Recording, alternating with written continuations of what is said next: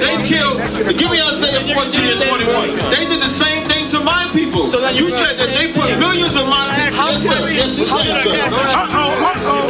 Should a murderer go to jail for murdering? Absolutely. Should a thief go to jail when he steals? Absolutely. Should a robber pay back the money he robbed? Absolutely. So why shouldn't the white man pay for what he did? That's right. That's right. One day you'll see just how it feels. Payback is a dog. It's a dog. Payback is a dog.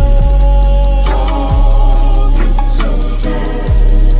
Payback is a dog. It's a dog. Payback is a dog. It's a dog. I'm in a hell of a hole, was never expected to grow. Just obstacle sat in the road, that a result of me selling my soul. The story I'm telling is cold, but yet it's what everyone knows. The white man's the devil is known. America was never a home, only a place of captivity, save facility, hating, disfigure me. They claim that I'm lazy, be killing me. Maybe this slavery draining my energy. 400 years and counting, the trail of my tears is countless. Main fact that I'm here is astounding, but I can't wait till this shit is surrounded. Ready to tangle my king and the angel, be ready to rap. Cracking the sky, nuclear missiles will make it official. I'm capturing every cracker surviving. Put them all in chains where they need to be, slavery for me. And let the whole world see that with them in the cage is safer in the streets.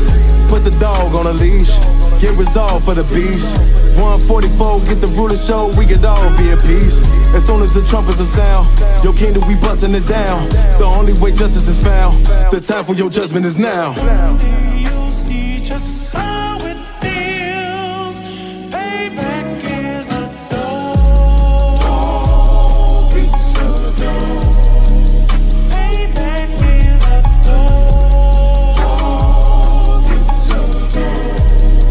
Payback is a dog. It's a dog. Payback is a dog.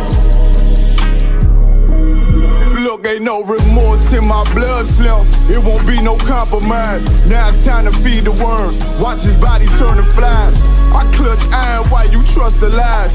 The next Glock I buy gon' be Gen 5. I get it customized. And sending shots off like farewell. Praying payback come back around like a carousel. Still remember Yahanna's words ringing in my head like bells. Said you in this body, you fit the Lord, fuck the cartel. Triangle choke, apply pressure to the game like I did Vondale. Payback's a bitch in a dress, she a bombshell. Revenge is served cold, I just hope they making oxtail. Glock fresh out the box, I swear it got that new car smell. Made myself a target in a world of mad shooters. That was designed fire for our babies to pass through. In the day of our king's reign, I'll be overzealous. They bought my jealous, I bought brand new parabellums. One day you'll see just how it feels. Payback is a dog. It's a dog. Payback is a dog. It's a dog. Payback is a dog. It's a dog. Payback is a dog. It's a dog. Yeah, don't have messed up, no. Bad news is to beat your home, nigga. Yeah. Yeah. Go on, get on that ass real quick one time. 144, baby. They said you get on, you gon' represent, I said of course. Soon as they crank that beat, I ride that bitch just like a horse. She about to go dumb, yeah, bitch me a whole car. You ain't know they call me Obi-Wan, I go with the force. You gon' ride, yeah, of course, get it lit up like a torch. You even low on this Lord, so that bitch is either or. Yeah, I know them niggas ain't cut like that, I swear I'm to our core. Wait up, let me make a call right quick, I'ma start another war. I was hurting when she left, but I don't care about any part. I need a Vaselina like my Nina Puffer bar. Took a Zoc, watch the dark. Matter of fact, like a dart. Any problem, let them come. We gon' snatch they soul like Shang Tsung. Put them out of service, keep them tools like Miss Harper Free. Try to hold me, it's way too late. I'm headed straight to the safe. Throw that one up like a trophy. I'm that nigga, ain't no debate. Told them boys we taking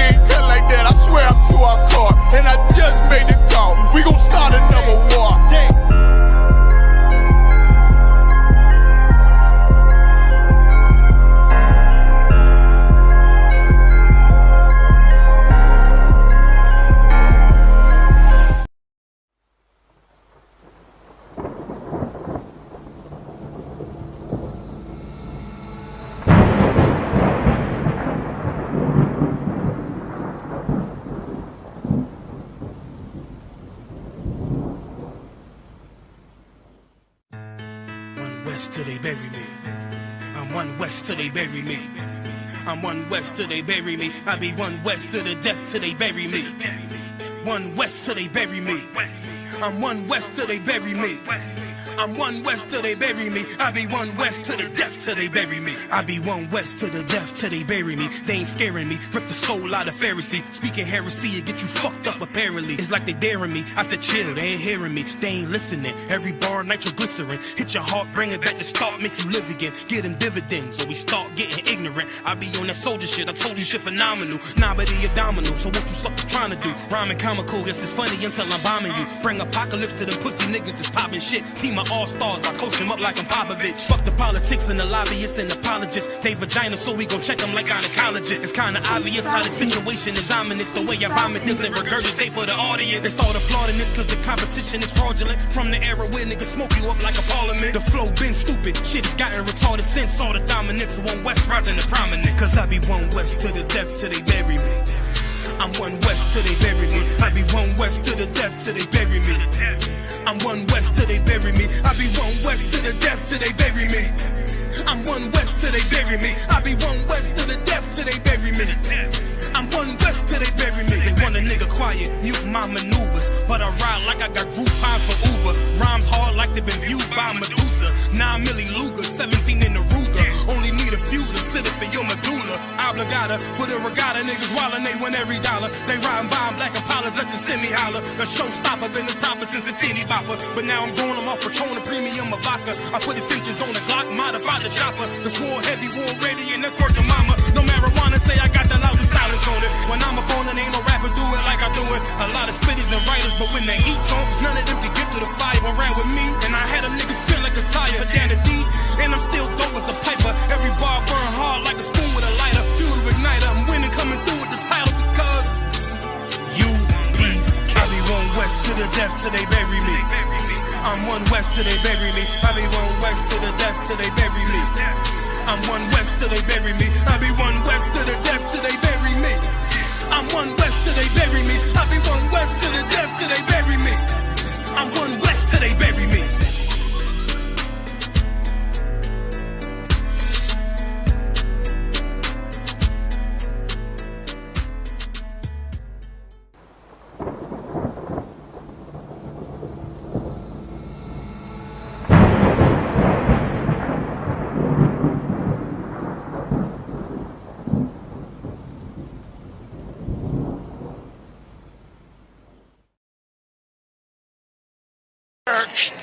Backstage. Yeah, nigga. Fake ass nigga. You ain't no Israelite, but you a gospelite, bitch. Fuck you talking about? If that nigga won't walk, bitch, we ready. It ain't hard to find us. Hawk, I keep that stick locked, loaded, boy, he'll fade you line up. Young nigga name is Slayer. What you think, boy? You be done to try. Soft coast shit, we bout it. UPK, you solid. Little bitch think I'm crazy, think I'm playing like bitch, I ain't the one. Warfare every day, so who is you, bitch? I don't need your love. Killers right round the way. What you think? I love this brotherhood. A hood. More than you, bitch. Sharp on shit, I'm bout it. UPK, too solid. Fuck nigga don't want war.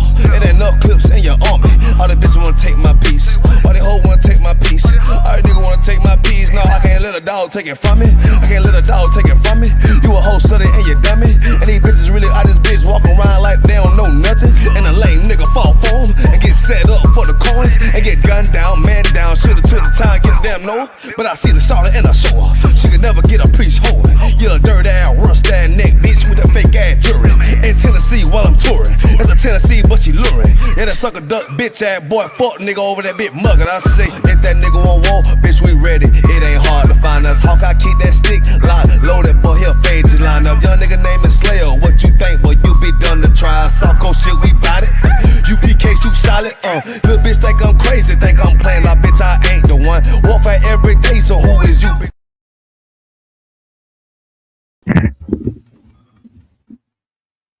Clap it up.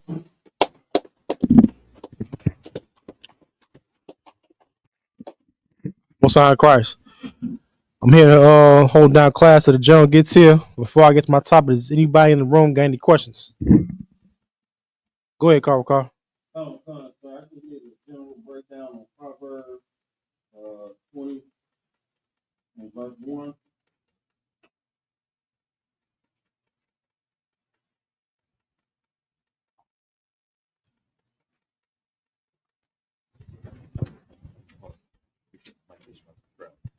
Go and read.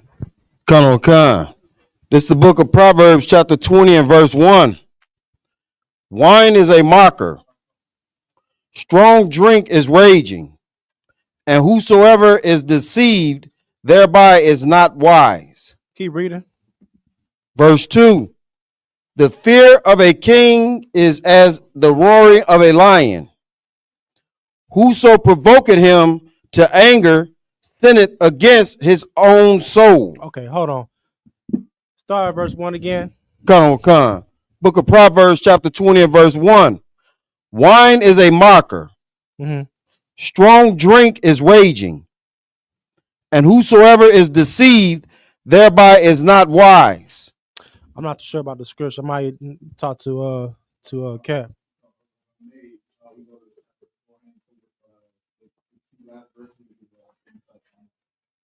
Chapter 19. Okay. Let's see.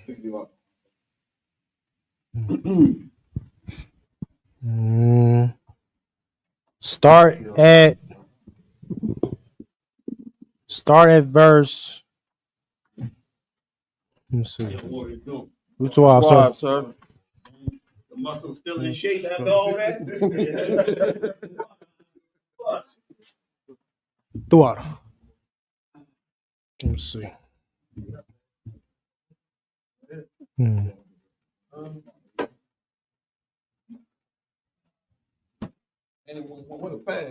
Start at verse 27. Khan. The book of Proverbs, chapter 19 and verse 27. Cease, my son, to hear the instruction that causeth to err from the words of knowledge. Everybody understand that, right? Khan. Keep reading. Verse 28. An ungodly witness scorneth judgment, and the mouth of the wicked devoureth iniquity. What does it mean to scorn of judgment? Salakia, sir. Look up the word scorn.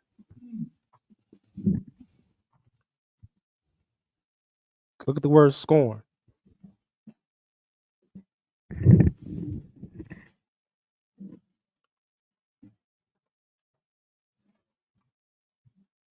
Anybody got it?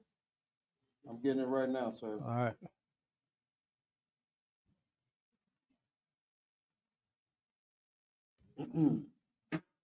Khan, I got it, sir. Come on with it. This is the definition of scorn. Open or unqualified contempt. Is there more on that? Khan, an object of derision or contempt. A derisive or contemptuous action or speech. Okay. Oh, Slack. And with that, I'll pass class to Commanding General Yahanna.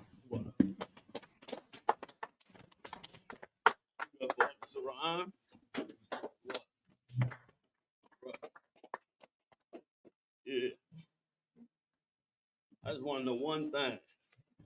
You brothers get in your full power, somebody turn the damn heat up in this city. It's as cold as Satan up in here.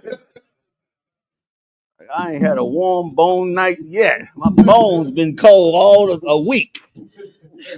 Said, dang. I saw an Edomite riding a bicycle in the car. Snow blowing, a little mini blizzard. I said, certainly they done lost their mind. Hey, appreciate it, bro. So there's a lot going on in this country. A lot going on against the Lord's chosen people. We're going to talk about a little bit of that tonight. Any questions real quick before I go into it? Because I got some good stuff going on. In the back? Khan, sir, if I could. Go ahead, I wanted to get a general breakdown of Proverbs chapter 20 and verse 1. Get it, y'all. Proverbs 20:1. Con, sir. Give me a second. Let me get with you. Con. Go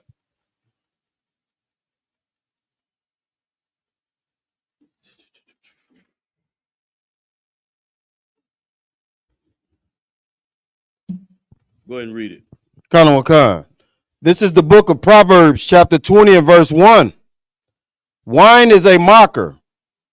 Strong drink is raging. And whosoever is deceived thereby is not wise. Right. How can you be deceived by wine and strong drink? Anybody?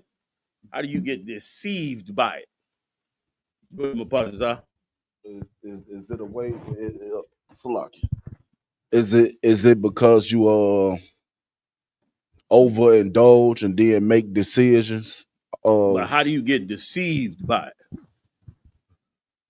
When somebody want to fool you, when they want to fool you with something, what do? Like if I want to fool you, I want to sell you a fake diamond and I want you to believe it's real. What do I have to do to you? What do I have to say to you to make you buy that fake diamond? Go ahead, Mapazah. Same brother. You want to take a shot or you want to pass? Go on, take a shot. I'm hustling you. I'm trying to get you to buy this fake diamond. What I got to say to you to get it to convince you that it's real, so you can give me the real amount of how much a real diamond would cost. Say that it's been appraised by an expert. I gotta lie to you. Right. I gotta lie to you. So what this scripture is saying is that wine and strong drink will fool you into thinking something. Like how many of y'all met somebody that got drunk and the next day they don't know what happened? Or he your best friend, your homie, he get drunk and he start fighting. So he's doing things that he otherwise wouldn't do. What's convincing him to do them other things? That wine and that strong drink. Now, does it mean you can't drink wine or drink strong drink? No, because it said, read the end part of that verse. Same brother that called for it. Come. And whosoever is deceived, whosoever is deceived, thereby is not wise. Is thereby not wise. Meaning, if you drink and can't control your liquor, you are not wise. You don't have the best of your your faculties in front of you. You ain't able to use your best wisdom. You're not able to interpret how much alcohol you taking in. So you get fooled by it. And because you get fooled by it, you get deceived.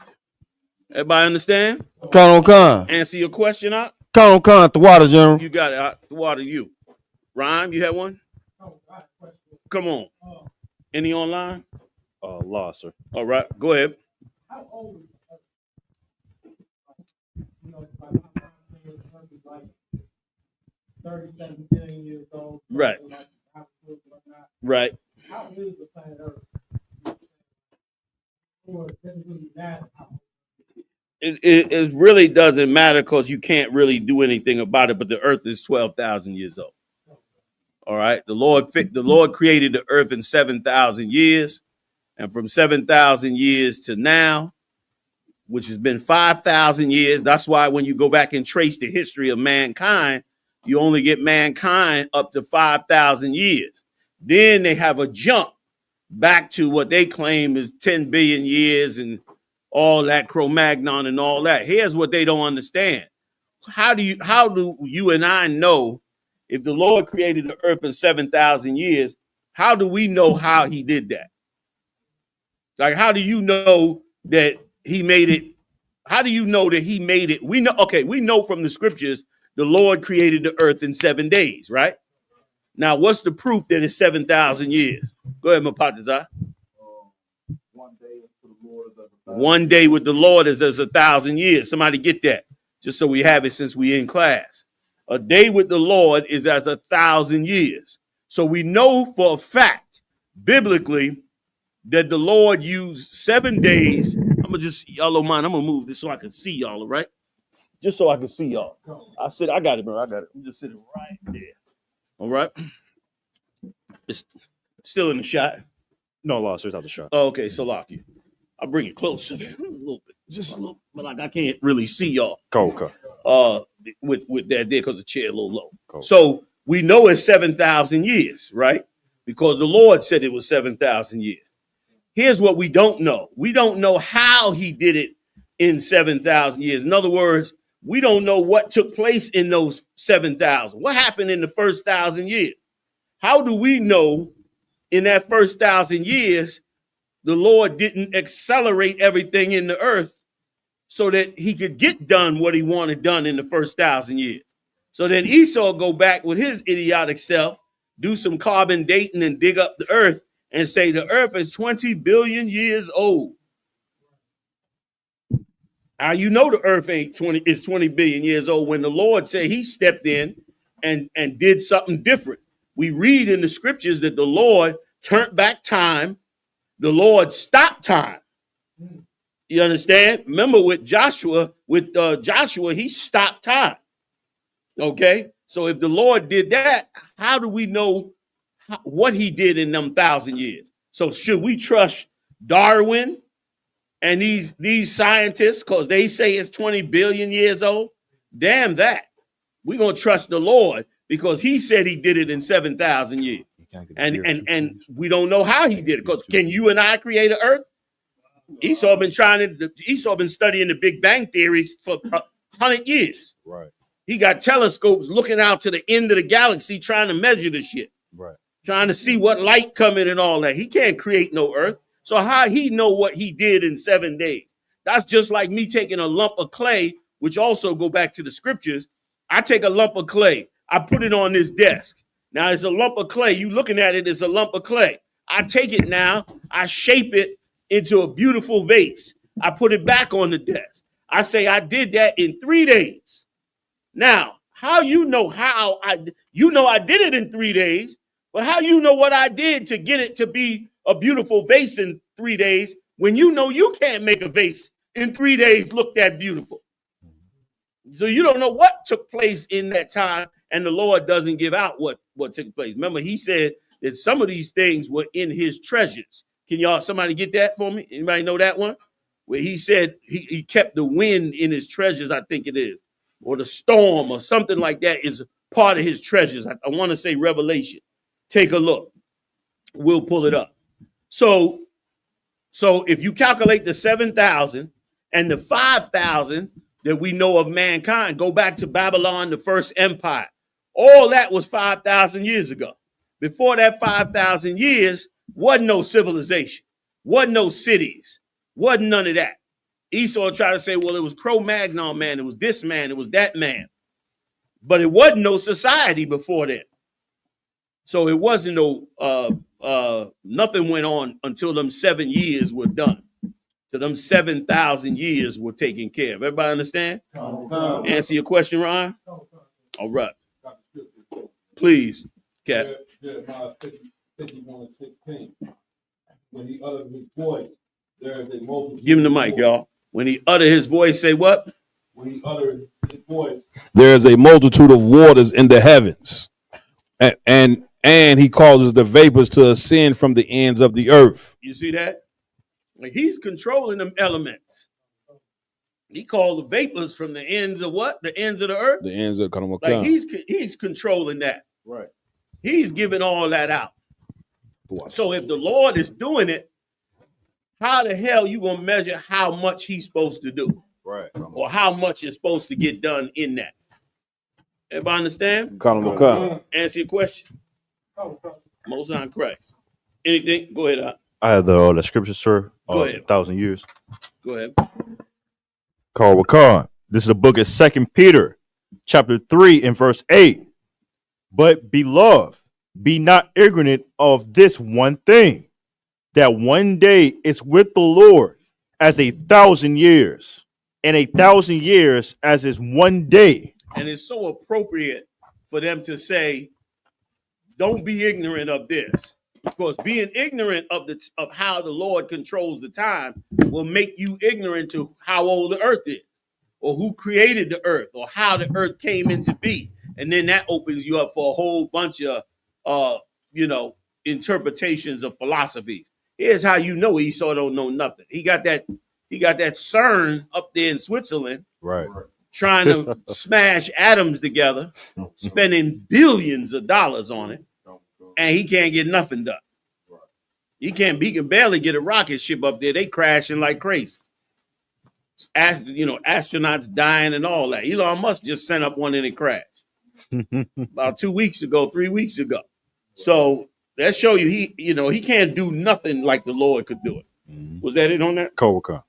All right. Anything else before we go? Go ahead, real quick. Salakia, General, I wanted to ask something. On Monday during your Black Watch show, you said we should be showing more love and brotherhood to our Latino brothers and sisters. Yeah. So I wanted to ask a question concerning that. Right now, because of the ICE raids and everything, they protest in certain companies. Like they're not shopping at certain centers. They're not drinking certain products. They're not eating at certain places. Yeah. What should be our breakdown to them as brothers and priests in the truth? When you say what should I be our breakdown to them, to who? Come. The ones that's protesting? Come, sir. Why do you feel you need a breakdown to them when they protesting against Esau? Come. My question is, General. Come. I guess my question would be, because us being in the truth, we understand that it only gonna go so far. You get what I'm saying? So should we encourage that, or should we just not acknowledge it? Like, how should we handle it as priests in the truth? Okay, let me ask you this, right? If my house caught on fire and I called you up, I said, yo, my house is on fire, man. I don't know what to do. What would you do? Go help you put out that fire. You help me put out that fire. Come.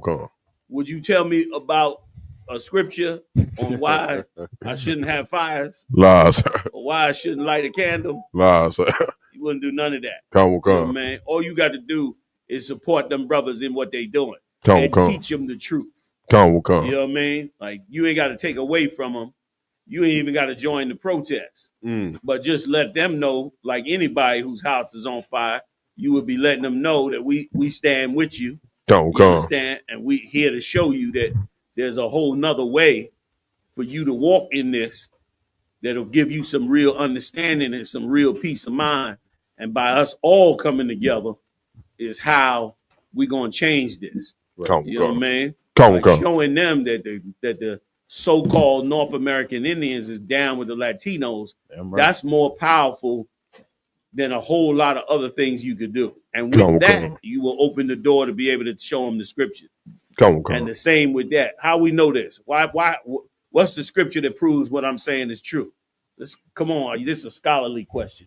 Go ahead, Slice, is it the two sticks shall be joined as one? That's good. That's not it, though. I mean, you got to come here with it. I'm gonna give you a clue. Yahawashi carried the ball on it.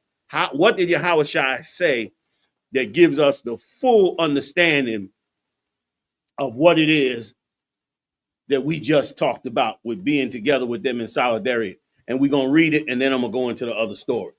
Somebody give it to me. You gotta be not deep, you don't gotta go deep, but you got to remember Christ's walk to understand this. Anybody? Give it a shot. Go ahead, Ryan. That's good, but you ain't bring me all the way there. Anybody else? I'll give y'all one more shot and then I'm going to give it to you. Somebody get the story of the Good Samaritan. The Good Samaritan is you. You the Good Samaritan right now to the tribe of Isupk, the tribe of Simeon, the tribe of Ephraim. You the Good Samaritan. He's on the side of the road. He needs somebody to wrap up his wounds. He needs somebody to support him. He needs somebody to be down with him. And that's where you come in at. Whoever got it, get it. Whoever get it first, start reading. All right.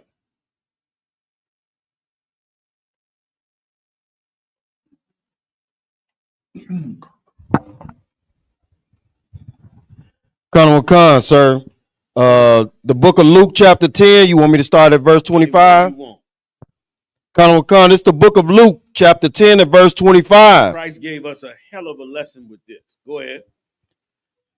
And behold, a certain lawyer stood up and tempted him, saying, Master, what shall I do to inherit eternal life?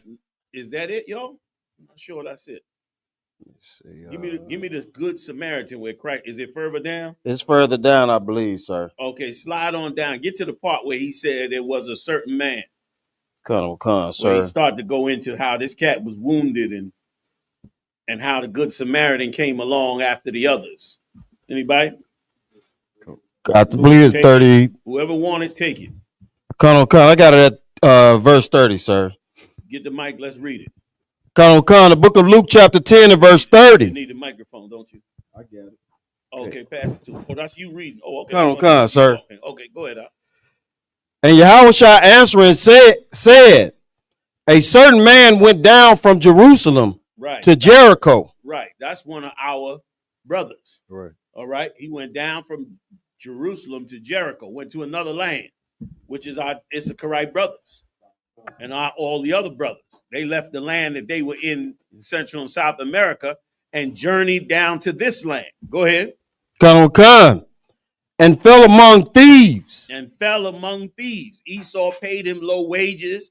Esau robbed him of his money. And now Esau going to throw him out the country and lock him up in Guantanamo Bay. Show you what kind of, like the devil has decided that he is no longer going to put a sugar coating on what he does. He going to now let you know that he is that beast in that scripture where the Lord said he would send a nation among us of fierce continents that will have no regard of the old or the young. Now we couldn't hardly see it. For years we've been saying it, but people couldn't understand it, right or wrong, Cat. But now they understand what we've been saying on that corner and fighting to get them to understand. Now he done took off the sugar coat off of what he doing. All right, go ahead. Colonel Khan, which stripped him of his remnant. Meaning stripped him of his clothing. Took the last that he had, his dignity, his self-respect. That's what they did to him. And that's what they doing to Isupk now.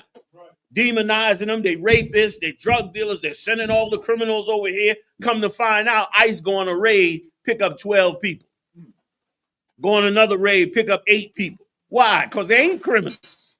Ain't nobody to go get. And that's why now he came out and said, well, we taking all illegals, whether they're criminals or not. Why? Because otherwise he wouldn't have hardly nobody to go get. That is all propaganda and bullshit. Go ahead. And wounded him and departed. Right, wounded him and departed. Left him for dead. Go ahead. Leaving him half dead. Verse 31. Come on. And by chance there came down a certain priest that way. Right. Cats came with other religions. Christianity, Islam, this and that religion. Trying to convince him that this is why this happened to him. And this is the religion he should join. They came and fed him all that. Go ahead. Colonel Khan. And when he saw him, he passed by on the other side. Verse 32. But when it came time, meaning in this is what it means when it say he passed by on the other side. Meaning all these churches, mosques, religions, especially that Catholic Church. You don't hear a peep from the Catholic Church. When all these tribes served them bastards, built cathedrals to them in Central and South America in that damn heat. You can go over to the Caribbean or into Central and South America and see huge churches and cathedrals that was built in the 16 and 1700s, some in the 1500s. They was building these huge monuments. Go look it up online one day. You're going to be like, where the hell this big giant building come from? They built it in the 1500s. The Issachaриtes built it. For who? The Roman Catholics who was ruling them and them conquistadors and the rest of the murderers who was ruling over them from Spain and Portugal. That's what they did. Now that they down and now that Donald Trump is chasing them, is there anybody from that Catholic Church speaking up and fighting for, intervening? Where's the levy? Where's the tariffs from Rome on the rest of them? Where's that at? Where's the $1 billion worth? They said the Roman Catholic Church is one of the richest landowners in the United States. They've been buying land so long that they one of the richest landowners. Where's that rent money to help these people? Where's that at? Where's the underground railroad for Latinos in the United States and Canada? Where's it at? Right. Where they at? Are they down in the basement somewhere? Are they hiding out? Hell no. Catholic Church didn't give a damn about them. So that's what it means when it said they went to the, he crossed the street. Read it again. Khan. Book of Luke chapter 10 verse 30. And Yahushua answering said, a certain man went down from Jerusalem to Jericho and fell among thieves. So like keep going. Yeah, you want to get to the where you to are. 31, Khan. Book of Luke chapter 10 verse 31. Go ahead. And by chance there came down a certain priest that way. And when he saw him, he passed by on the other side. Right. He didn't go help this guy. He saw him and passed on the other side. Now he's a priest, right? He's supposed to go help this guy. But he went and passed on the other side. Why? Because really, he really didn't care about this guy. Just like these religions don't care about us. Read on. Khan, verse 32. And likewise, a Levite, when he was at the place, came and looked on him and passed by on the other side. Right. So a Levite, who's supposed to be one of the priests during the time of Christ, one of the Hashmoneans, a so-called black Jew from these fake Israelites, he came and saw it. Did he go help him? Hell no. How many of these fake Israelites you hear talking about having solidarity with Isupk? Do you hear? Live, sir. Cat. And Chicago known for having Israelite groups. They the ones that had the group that went to Demona. Right or wrong? They the ones that held down Benny. I mean, where they at? They ain't even on YouTube, TikTok. They ain't speaking on them, nothing. That's what happened to them. Now let's read on. Now here's where Christ's gonna show you what you're supposed to do. Supposed to show you, he's gonna show you what your power is and your obligation is. Once again, everything you reading about biblically is getting ready to happen right now. If it ain't happened yet, it's about to happen, and keep repeating over and over and over until Christ comes. And that's why it was such mercy from the Lord for us to get these scriptures when we did get them. We went and got these scriptures out from the Lord, and it's been amazing. Read on. Khan, verse 33. But a certain Samaritan, as he journeyed, came where he was. And when he saw him. Let's stop for 1 second. It said a certain Samaritan. What's this certain Samaritan? The Samaritans were cut off from the nation of Israel. So the land of Samaritan was where the capital of the tribe of Ephraim stronghold was. So from the area of Samaritan, the tribe of Ephraim, the so-called Puerto Ricans, they ruled the other 10.5 tribes. Now, during the time of Christ, those 10.5 tribes had already been destroyed for 700 years. So they already destroyed. They living in the Greek Isles. They the Hellenists. They in Europe. They traveled over to this side of the world, like we read about all the time in the Apocrypha. That was the 10.5 tribes. So now, them tribes lost their identity, right?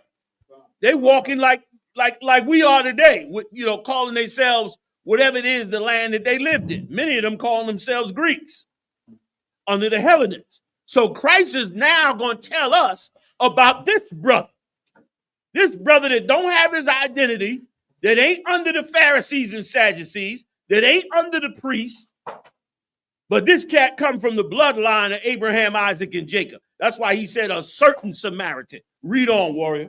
Khan. As he journeyed, came where he was.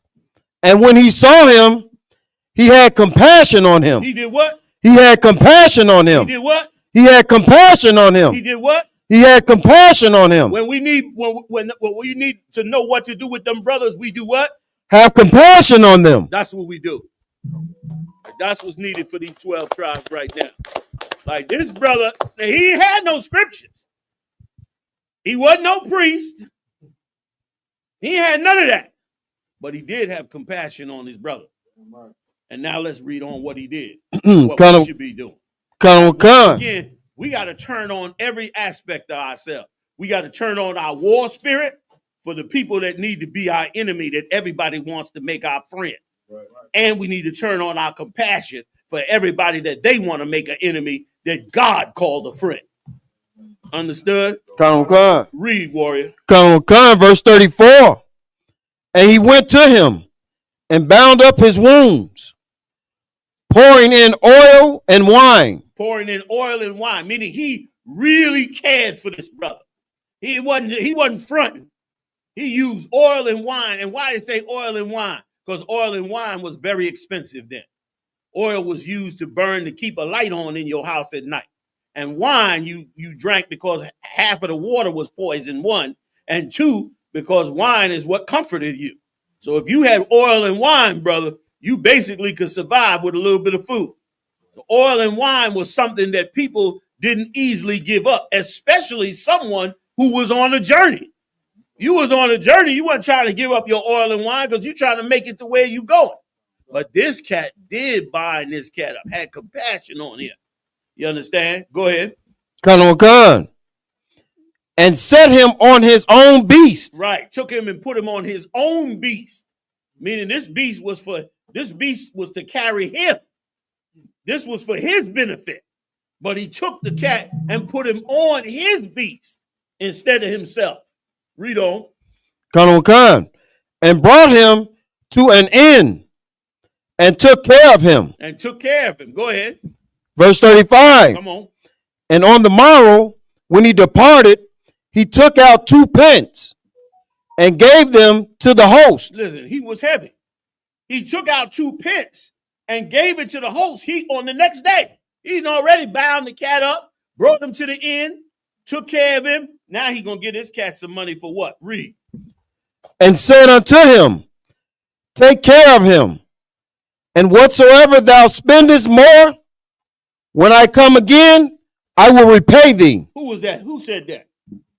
Who just gave that man that charge? Who gave the man at the inn that charge? Go deep on me. Read past the screen. Go ahead, Doc. You damn right it was. Now, who was he talking to? That's the scary part. Go ahead, warrior. You damn right. He just charged you. He just charged you. When that isn't right come, I'm going to bind him up. I'm going to give him this truth. Now I'm leaving. Here's a reward for it. You go take care of it. And when I get back with my 200,000 angels to bring death on this earth, I'm going to pay you for all that you did to take care of it. You understand? You know what I mean? I'm going to pay you back for everything that you gave me. You know what I mean? Because you done delivered this cat. You got more? You got more, Oxalaki? Did you want 36 and 37, sir? Let's read. Let's take a look. Verse 36. Which now of these 3 thinkest thou was neighbor unto him that fell among the thieves? Right. Now he asking a question to the disciple. Which one of these was neighbor to this guy? You know what I mean? Who was the best? Who was right towards this brother? Is it the Levites right? Is it the priests right? The Sadducees and Pharisees? Are they right? Or is anybody from these 12 tribes that turn around and have compassion on these 12 tribes and go build these 12 tribes up? Which one? He's asking them, which one is, neighbor to him? Go ahead. Verse 37. And he said, he that showed mercy on him, then said Yahushua unto him, go and do thou likewise. That's why he threw it at him in the end. To go and you do the same thing. So does that answer that one for you, warrior? Like all you got to do is have compassion on these people. You got the scriptures in you. If you look at them like you look at yourself, you look at them like you look at all the 12 tribes, you will automatically show them some solidarity. You will automatically do them. All my tips for Latinos done went up. If I tip a Latino, it go up. You know what I'm saying? It go up. All my respect for them goes up 2 levels. I was in the hotel and the heat was out. And we had to call the desk. The front desk sent up an Isupk, little older dude. And he came to the door and I opened up the door. Now this cat, man, you could tell, soon as the minute he opened the door, you could tell that he was nervous. And the reason he was nervous is because he probably go to so many rooms where people treat him like trash because they mad. They mad the TV's out. They mad the heat ain't working. They mad at whatever it is they mad at that they believe we paying for it. Why the hell we having this problem? So he's the one that got to be fake, who got to be seen to deal. You know what I'm saying? Like it's the hotel's fault, right. But he the face of the hotel. And I said, I opened the door. I said, "Hey, brother, how you doing?" He froze. He wouldn't even cross the threshold into the room. I said, "Man, come on in, man. Come on in." He's looking at me. He's short, so he's looking at me like this. He's looking at me, waiting to hear what the problem is. I said, "Man, it ain't no real thing." I said, I think it's it ain't even the heat. I said, "I think the window's a little cracked like that." He rushed over to the window, man. He saw it was a little uncracked. And he said, yeah, let me just put a screw in it. He said, I'll be right back. He ran out the room. He came right back in, screwed the screw in, zip, and was like, okay, and rushed out the damn room just in case it was a worse situation coming around. And all I could think about when I saw him go back out that room, all I could think about is, boy, these people are under hell. These people is under some real persecution and disrespect by the other nations. And the heathens, they'll side with Esau. You go back and read Revelation 17, the heathens side with Esau because he gives the heathens a fair piece of the pie. He don't give the 12 tribes a fair piece of the pie. But he will. The East Indians doing good. Right. So-called Jew doing good. Right. Europeans doing good. The Chinese are doing good. Right. When the last time you shopped at Harbor Freight? Anybody? Y'all don't even know what Harbor Freight is. Y'all don't know what y'all miss. You understand? If you shop in Harbor Freight, you shopping with the Chinese. You understand? He put 25% tariffs on the Mexicans, 25% tariffs on the Canadians, and put 10% tariffs on the Chinese. They were the richest, most powerful enemy to America, got the least pressure from him. You understand? So the heathens get love. We don't get love. So when you see them tribes, especially right now, be patient with them. If you can, pay their bill. Pay that. When you see them reaching for that coffee, buy the coffee for them. You know what I mean? That's gonna mean more. That's gonna bind up their wound more than a whole lot of other things. Was when you down and out and damn near on the run, don't nothing make you feel better than some random person that you don't even know have mercy on you for no reason other than who you are and that he understands what everybody else hating you for. And as black people, Lord have mercy. I know we understand that. You're a black man, walk out your house. The minute you get off the train downtown, you feel the white rulership pressure. The minute you walk into Fendi or Gucci or one of those, you automatically know you don't belong here. Even though you buying this bag, this ain't your neighborhood. Right. You know it immediately. You understand? So don't act like we don't understand it. You understand? We should understand it, and we should pour that out on our brothers. You know what I mean? And we should not look at how they look at us, because they looking at us bad too. But we got to trust in the Most High and do what he says. And then he will put the pressure on them as well. And these 12 tribes will come together. And once these 12 tribes come together, you don't need no heathens no more. What I need a heathen, damn right. What I need a heathen for when I got 12 tribes to work in. Right. I don't need a heathen. Whatever I need is going to be in them 12 tribes. So let's go. You know what I'm saying? So now you got to get me, you got the videos, right? Are you able to pull them up on the screen? You going to pull them up right here? And everybody will see them at home? All right, I want you to play that first one with the white woman, the older white woman. You got that? I want y'all to listen to this. Everybody on the Democratic side and others are wondering, why is Donald Trump doing this? Why are they coming down on them like this? They coming down on them like this out because they are living the spitting. Before you read it, let me read the scriptures on it. You are living the complete reincarnation of these biblical scriptures, man. You live in the complete reincarnation of these scriptures. Somebody get my most favorite story in the Bible. In Exodus. Exodus, the first chapter. I want to say the 5th verse. 6th verse.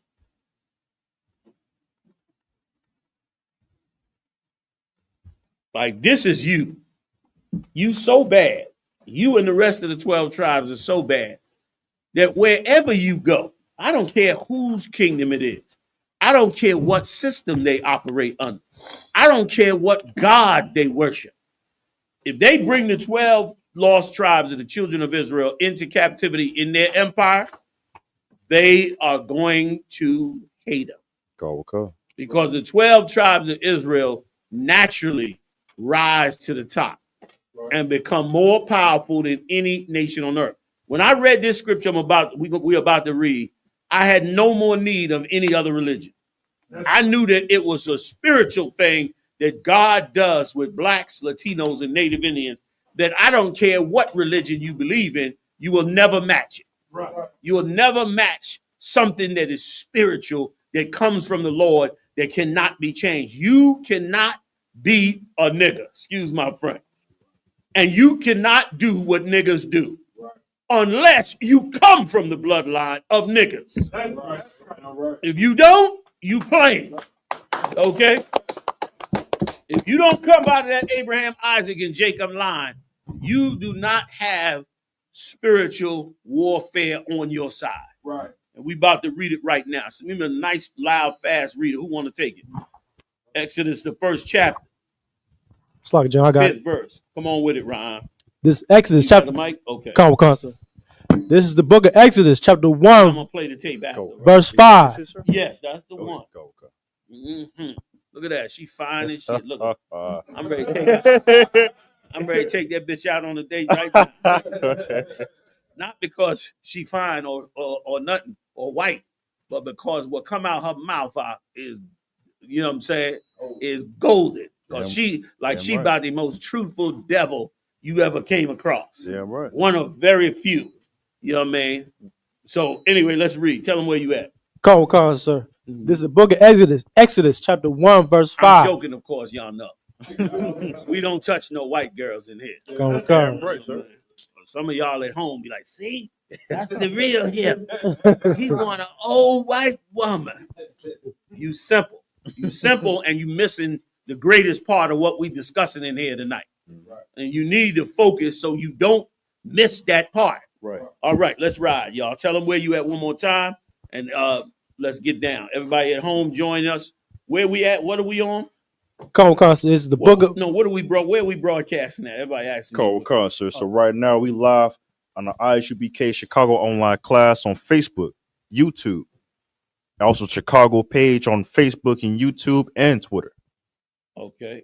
ISUPK Chicago. All right. And ISUPK online classes, Facebook and YouTube. Hang on a second, y'all. Giving it to everybody. All right. Boom. All right. Let's ride. What verse you at, Warrior? Verse 5. Read it. Come. And all the souls that came out of the loins of Jacob were 70 souls. 70 souls came out of the loins of Jacob. 70. By the time they got down to Egypt. That's all that went in there.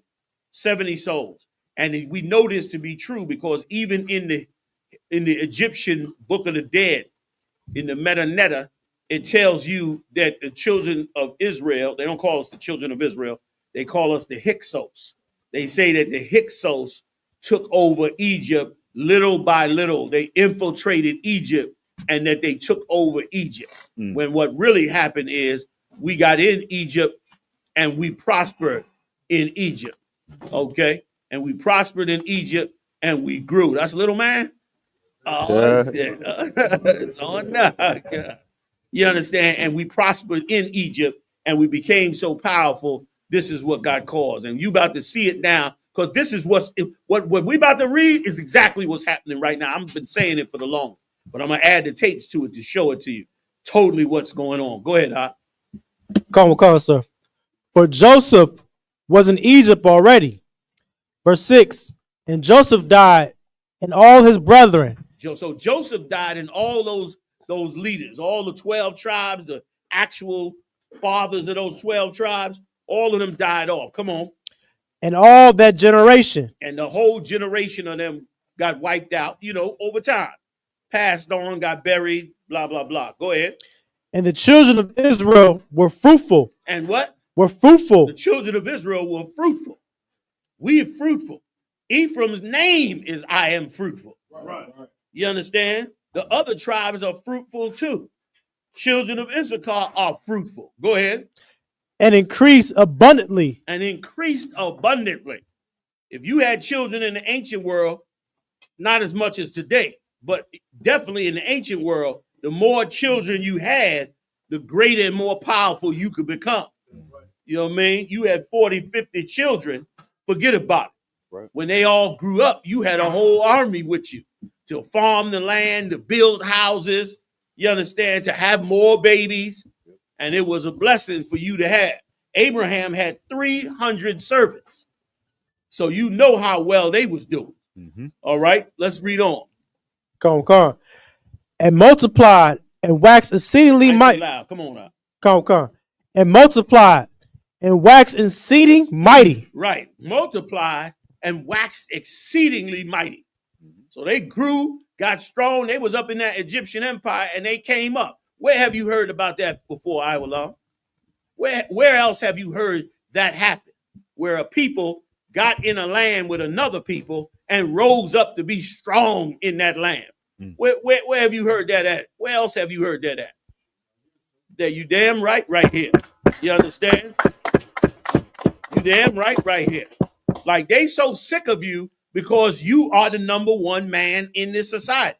And you did something inadvertently that was even more terrorizing the white people, especially white men.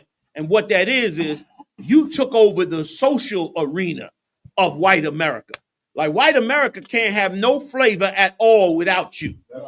They white girls don't want their white boys. Black entertainers is like everything. Black skin, black entertainers, black style. They totally thrown by your ability and they just wanted to stop. They wanted to end. They want to lock you up like Trump do. Right. They want to, stop your prosperity. They act like it's a bunch of other stuff. You out of control. You this, you that. It ain't none of that. They are sick of the fact that you and the other tribes come together and you got so much more flavor than them. Right. That your flavor you are the social people. Right. Like you have more social ability than anything they could ever get into. Nobody parties like you. Nobody celebrates like you. Right. Nobody mourns like you. Right. Nobody worships the Lord like you. Right. Nobody's better in sports than you. Nobody does anything better than you. Right. And so they know it and it rips at their soul. It's like you in power, but you're in power, but the people you empower over is better than you. Right. You in a jam up. You struggling. Go ahead, And the land was filled with them. Stand by one, Ron. Go ahead, That's heavy what you bringing out, General. I was just scrolling through Facebook and concept. I was just scrolling through Facebook and this Jake had asked the a Moabite, a so-called Chinese. Right? Come on. He was like, man, if you had any other, if you could chose to be any other race, what would you choose to be? And he answered, he said, man, I'll be black. He was like, man, I think I saw that video too. So he came out with it. He was Listen, like, they over there in Japan, frizzing up their hair to Right. be black with an wow. afro. I couldn't believe it, and they good at it too, just like them Japanese. Miniaturize shit, you know what I mean? Miniaturize the damn curls in your damn head. Them cats have a whole fro on and a pair of sunglasses. Get them a little tan in the tanning salon. You think it's Jake walking up the street until you really identify the Diddy Bop. The Diddy Bop be a little off because there ain't no soul in them. They be faking the bop. So you get close, but you don't get the full thing. Hand up in the back. They got a whole subculture. They got a whole subculture. All of Asia where they cosplay as Mexicans. Damn. Like they out there pretending, like dressing up as cholos, riding in lowriders in Hong Kong. See that? All you got to do is pull up the history, and ain't no way you ain't want to ride like them cholos. Ain't no way you don't want them zoot suits and them big pants and them chains coming down and that flavor that they be dropping. Ain't no way you going. They took me out there when I was out in L.A., brother. I couldn't believe it, and here's why I couldn't believe it. Because they took me and showed me the real history. They showed me that them cholos just wasn't idiots like Esau make them out. Right. They was revolutionaries. Them cats had whole crews. Some of them went out into the desert in California and just got away from Esau. Right. Took their families out there, started farms and all that, and got away from Esau and built their own community up out there. Right. In them California fires, you had a whole Jake community out there. They don't mention it. But there was a whole Jake community out there in Palisades of a bunch of black people who had a few dollars and went up there and separated from Esau and set up their own community with black cops and black security and black everything. And it was a whole part of that town. There was a black town that was separate from everybody else. They don't tell you that. They burnt that shit to the ground. Them brothers and sisters had it going on up there. One day we'll pull that story out. Many times they act like we just don't never revolt against this man. Right. And we believe that because of all the movies that they put us in to make us look like our whole struggle in life is to try and to join them. That's a damn lie. It's plenty of brothers in all the tribes that have come to the conclusion that being separate from this man was better than joining in with him. Yeah. And unfortunately, because of Esau's money, power, and propaganda, they were not able to push that message out to all the 12 tribes. Right. But now that Esau done took away the nice talk, now we get to see that this is a real animal. You're going to take Mexicans, you understand, and put them in Guantanamo Bay with where terrorists, people that blow up buildings was at. You're going to put them through that kind of torture, right. Take them out of the country and put them in there, lie and say this is until they be deported. It's a damn lie, man. You're going to take blacks in America and try to put them in Venezuelan jails away from their family, which any prisoner will tell you the worst thing about being in prison is being away from their family. You understand? And meanwhile, they're going to try to ship you all the way down to Venezuela, you understand, where you away from your family and everything. And you can't barely get in touch with them or whatever the case may be.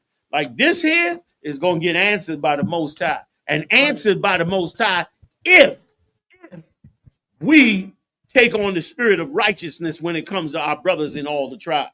You understand? Like that's what we got to take on. You know what I mean? And we'll be led by the Spirit of the Lord and the leaders of the ISUBK to do the right thing. Give me some more, nice and loud. Was somebody holding something? Just want to make sure. Come on, sir. Okay. I'm saying besides you, Rahan. Oh. That was it? Go. Nice and loud. Wakar. And the land was filled with them. Verse 8. Now there arose. Stand up. Come. You in camp now. Okay. All right. What's the street y'all speak on?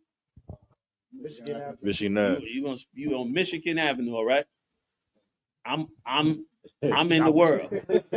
All right. If you talk like a bitch, I'm gonna throw something at you. That's what a nigga in the world would do. All right. Nice and loud. Get it to me. I know it's in you. I seen you do it. Come on. Verse 8. Now there arose up a new king over Egypt. That's right. Come on. Which knew not Joseph. Which did not know Joseph. Which did not know Joseph, meaning he didn't know the great things that Joseph and our people had done for them. Joseph and them, man, saved Egypt. Egypt was about to go into a famine and die off like every country around. And they couldn't find anybody who could tell Pharaoh what it is he needed to do. And who did they find? They found Joseph. And Joseph turned around and organized the entire nation of Egypt. And that's what made Egypt rule. First of all, here's something that a lot of people don't tell you that's in the scriptures and in the history books.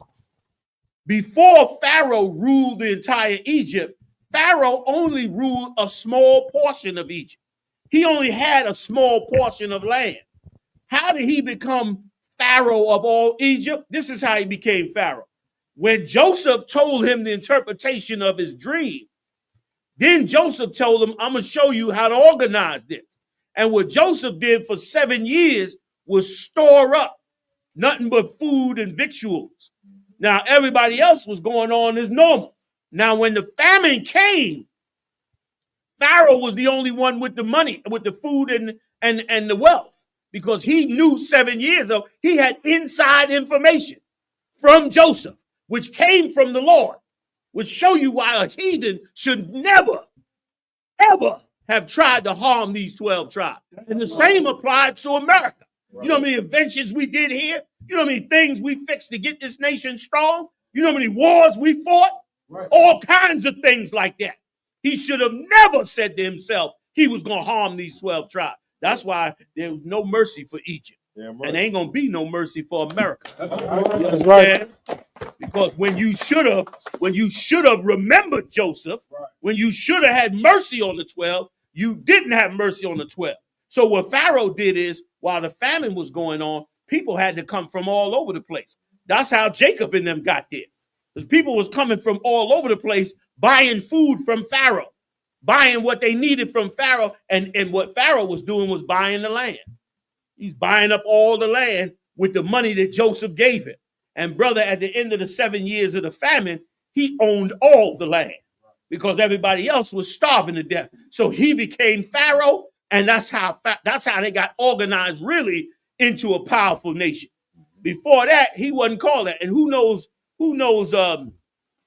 what the ancient name of Pharaoh's house is? Anybody? In the Egyptian history.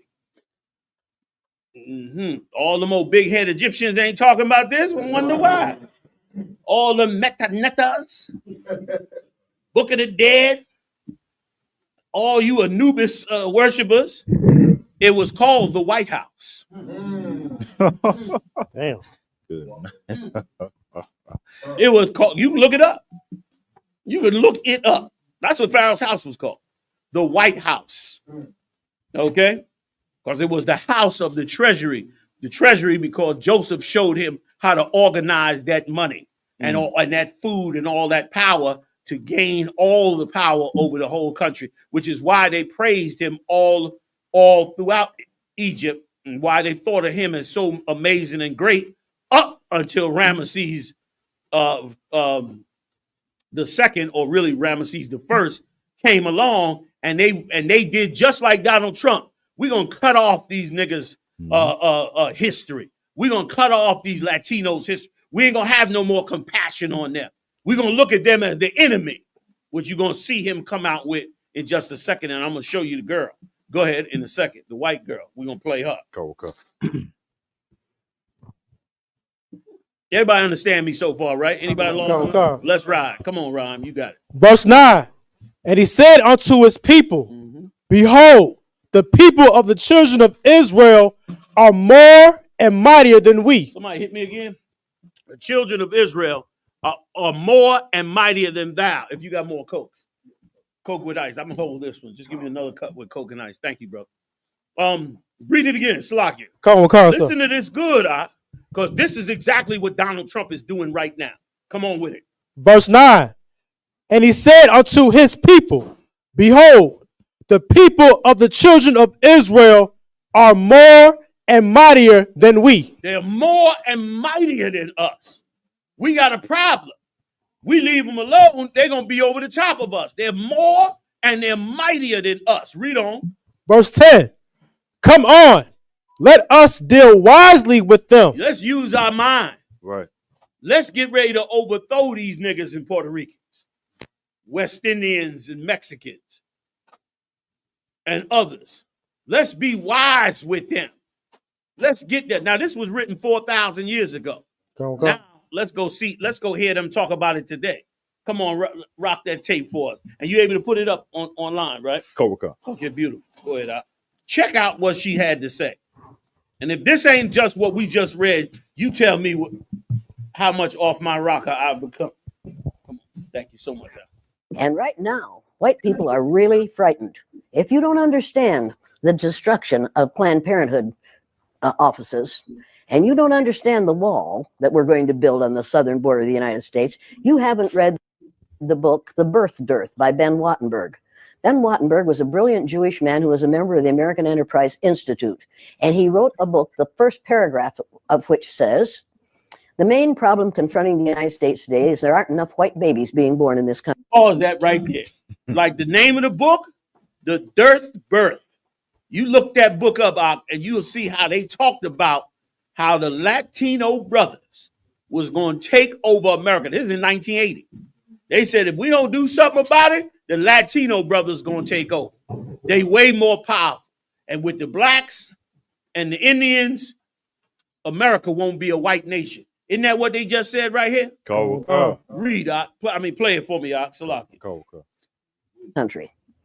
He was an advisor to presidents of the United States. He wrote the book in 1987. He said, if we don't change this and change it rapidly, white people will lose their numerical majority in this country, and this will no longer be a white man's land. Now, I'm not. Is that not what Pharaoh said 4,000 years ago? Play it. Misrepresenting this. I'm telling you almost exactly what he says. He says there are three things we can do to solve this.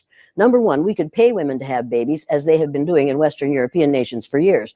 Then he says, and these are his words, not mine, unfortunately, we would have to pay women of all colors to have babies, so we don't want to do that. Stop right there. Now you wonder why a lot of programs don't come off in the United States. Because they want the program, but they ain't going to get a program because they're going to have to do it for everybody. And that means that they can't get the advantage. They don't want no program unless it's an advantage. You see what I'm saying? Advantage for them. And under the civil rights laws, it took out almost all of their advantages.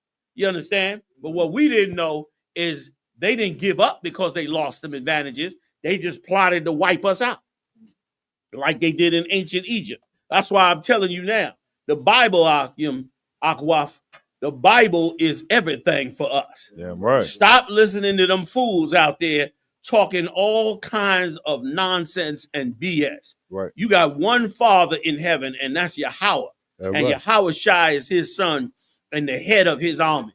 And brother, that's who's going to lead us into the kingdom of heaven. We don't need to follow nobody else or carry out no other religion or interpretation or nonsense or anything. We just bring our righteousness and brotherhood together. We're going to change this world. Watch what happens. Because the Lord's hand is in the middle of it. Come on with it. Finish playing her, please. Cool. He says the second thing we could do is increase the number of legal immigrants that are allowed into this country every year. Then once again, he says, unfortunately, the vast majority of those wanting to come to this country today are people of color. So we don't want to do that. They don't want the Latinos coming in. The mass majority are people of color. We don't want to let them in, so we can't do that. Right. Go ahead. Go. The third thing he says, and women had better pay attention to this. 60% of the fetuses that are aborted every year are white. If we could keep that 60% alive, that would solve our birth dearth. Does that sound like racism to you? And if it doesn't, I want to know why it doesn't. Pause that. She's telling you, she's trying to let you know. They straight up said, we're going to have to end abortion. Right. Because with the 60%, if we keep them, we can stay on top. Now, here's the part that she don't know.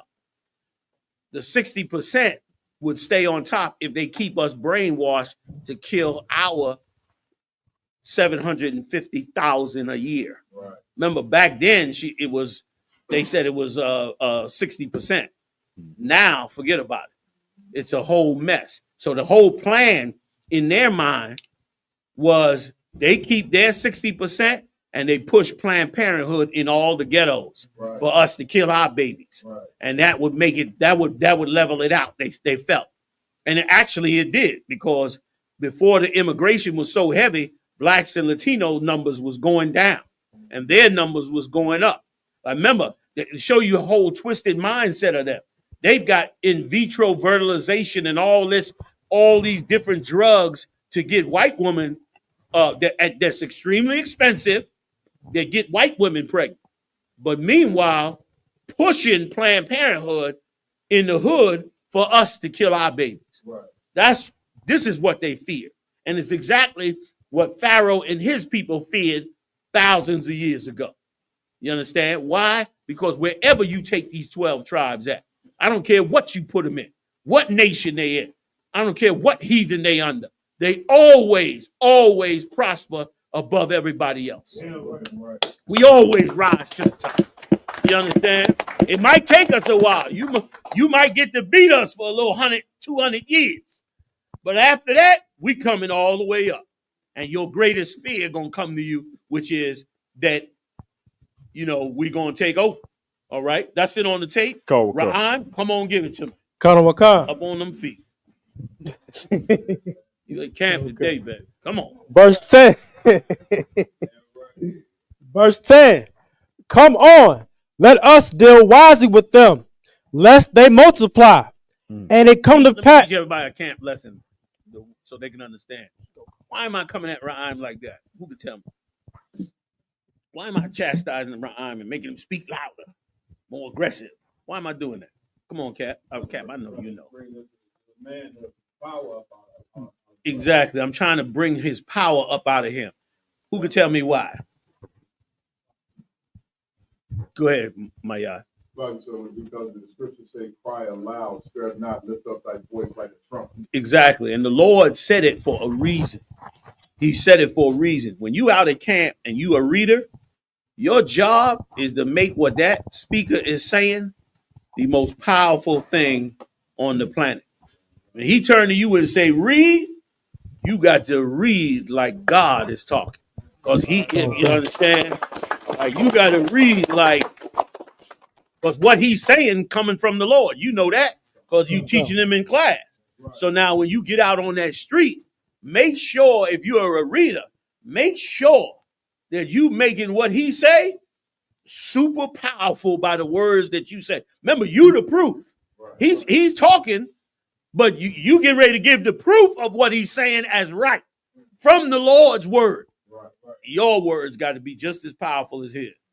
When he ride that energy, you ride that energy with him. You understand? Go. So that's why I'm teasing Ra'am in this way to encourage everybody that when you read, you read. And listen, and if you could read good, you're gonna always become a good speaker. Like that's the whole point. That's why the brothers so far long ago started you off with reading, because right or wrong, Cat, the reading helped get you to the speaking, and so that's why. And we should always re-encourage ourselves to make sure that we don't take this word lightly. The Lord could have threw us in the garbage can and took this word from us. Right. Okay. You know what I mean? He didn't have to reveal this word. You know how many religions is running around with this word that don't know what the hell they talking about? Right or wrong, Cap? Okay. You got all kinds of religions running around that got the Bible. There's 1,000 Bibles, and all the religions got every interpretation of it. And meanwhile, most of them not even Israelites. And the majority of them don't even understand what they read. Yet you, in the middle of the ghetto of Chicago, coming out of the hell you in, the Most High decided to bestow this thing on you and I. Never in all your life and all your work, never, ever, ever take that lightly. Never forget that the Lord chose you to get this knowledge out of millions of people in this city and out of millions of blindness in this city. Never, ever choose that. What's the scripture I'm looking for, Cat? Oh man. You know which one I'm talking about? No. Damn. No. Damn. It was on the tip of my tongue and it slipped before I could finish. I'll see if it come back to me. But there's a scripture that that totally hits the point on what I'm saying. But it slipped me that fast. I apologize. I'll come back to it. But go ahead, Ryan. It'll pop back in my head. Go ahead. Come on. Exodus chapter 1, verse 10. Come on. Let us deal wisely with them. Just like they did back in 87. Let's be wise with them. They starting to get, after 300 and some odd years, almost 400 years, they starting to come up now. They starting to, they starting to get strong. They going to be bigger than us in a minute. We got to start thinking. And remember now, before 87 is when Bill Clinton had the mass incarceration. Remember that? Go. In 85, 86 is when the CIA brought in the drugs with Freeway Ricky Ross. All of that happened when they started looking at this stuff and seeing, they going to outnumber us. You know what I mean? And let me tell you something. They don't target the East Indians, the Arabs, the Chinese, the Japanese. None of that goes on. They only target specific groups. And they always seem to be the 12 tribes of Israel. That's right. They know what they're doing. You understand? And they know what it's going to take, or at least what they believe is going to take for them to survive. But they don't understand they're not going to survive this, which we're going to read that too. Go ahead. Damn right. Give it up. Go ahead. Go ahead, Cap. Coming out talking about this birth rate before. I can't remember who. It's probably on video. You know what I'm saying? But I remember coming out speaking out about the baby being born. I remember it too, back in the day. Like a governor or something. Yes. He said it. People was looking at him like, exactly. Like a joke. But meanwhile, what Ryan is reading is what, exactly they was thinking. And then carrying it out right now. Like you were like, why are they targeting Mexican? The most hardest working tribe, you understand, out there, you know what I mean? Certainly harder working than any other heathen. Yes, sir. You know what I mean? Certainly a total staple when it comes to stabilizing this country. Right. Why would you destroy that? Only would destroy it because you looking long term know that these people is because Issacharites don't go to abortion clinics. Right. They have their babies. And they counting them numbers of them babies and saying, if we don't do something about them, we're going to have a problem. And that's why he wrote that whole book. Go ahead, my yard, and I'll get you in the back in a second. Sorry, tell me what you're bringing out, what Captain McFarland saying, because right now, Esau, the so-called white man, they're the only race of people on the earth where their death rate is greater than their birth rate. Like they're dying more and more at an all-time high, and they're going sterile, so they're having less and less babies. So I saw a chart they did for every one Edomite child born, a black family is having 3 children, and a Hispanic family is having 5 to 6. Good night. Right. You know they worried. You know they worried. Right. And once again, since you snatched up all the flavor and style, don't no white girl want to have no babies by them white boys. Right. Do not want no little pasty little thing coming out. You know what I'm saying? Like the only ones that's really having the babies that by any measure of numbers are the Edomites who love white supremacy. Right. Like they the only ones going in the woods and getting a farm and living off the grid and having 5 babies. You know what I'm saying? Trying to bring the race back. You know what I mean? Other than that, you go downtown. White women is drinking cappuccinos and eating, celery sticks. You know what I'm saying? They ain't trying to have no babies. They trying to have a career. You know what I'm saying? And so it's going all the way south on them. You know what I mean? God, one thing about us, we be fighting and fussing and hell and up and down and starving and struggling and on drugs. We still having babies. Right. Broad go to the hospital having twins. Been on crack 10 years. Even the doctor looked like, God damn it, I don't know what the hell. You know what I'm saying? They got to give her all kinds of stuff. You know what I mean? Baby in the incubator 6 months. You know what I mean? grow up and become, a prize fighter. Nigga born this big. He grow up and just knock everybody out. You know what I'm saying? Like, they know this already. And it frightens them. And the reason for it is because you are supposed to rule the earth. Well, they not supposed to rule the earth. You know what I mean? They a bad landlord. They ain't supposed to rule the earth. So the natural ruler of the earth, the natural bloodlines for the ruler of the earth, they trying to cut it off. And you just can't cut that off. Go ahead, Warrior. Give me some more, and I'm going to give you another video in the meantime. Verse 10. Lest they multiply, and it come to pass that when there falleth out of any war, they join also unto our enemies. This is what they're worried about. The nuclear war is coming. That's right. I guarantee it because the Bible said it 5,000 years ago. And I'm trusting in the words of the Most High. And they going into nuclear war. They going to face it. I don't care how much they puff themselves up and beat their chest and talk about what they going to do to us. They can kill us 1,000 times over. We coming back into the earth. And we going to see the destruction of all empires on this earth and brought to heel under the power of Yahushua. It's going to happen, I guarantee it, because them scriptures said it, and them scriptures have never lied. Every prophecy that has ever been said in them scriptures has come to pass or is on its way, okay? And so those of us that have the faith to have faith don't never doubt them scriptures, man, or your future that's coming from the Most High. All right, give me some more. Damn right, damn right. Give me some more, Ryan. Come, sir. Nice and loud. And fight against us, and so get them up out of the land. Right. So they're worried about us joining the enemies and then doing what? Get them up out of the land. Make no mistake. Them Egyptians wanted us in captivity. Right. Like, why do you need to send the Mexicans to Guantanamo Bay if you deporting them? Right. Why you don't just put them? You gonna spend twice the fuel now? You need you gonna send them all the way to Cuba? Across the ocean to get them into Cuba. You're going to spend that gas money. You understand? And then you're going to supposedly spend that gas money to ship them into Central. You full of shit. That's right. You understand? You full of it.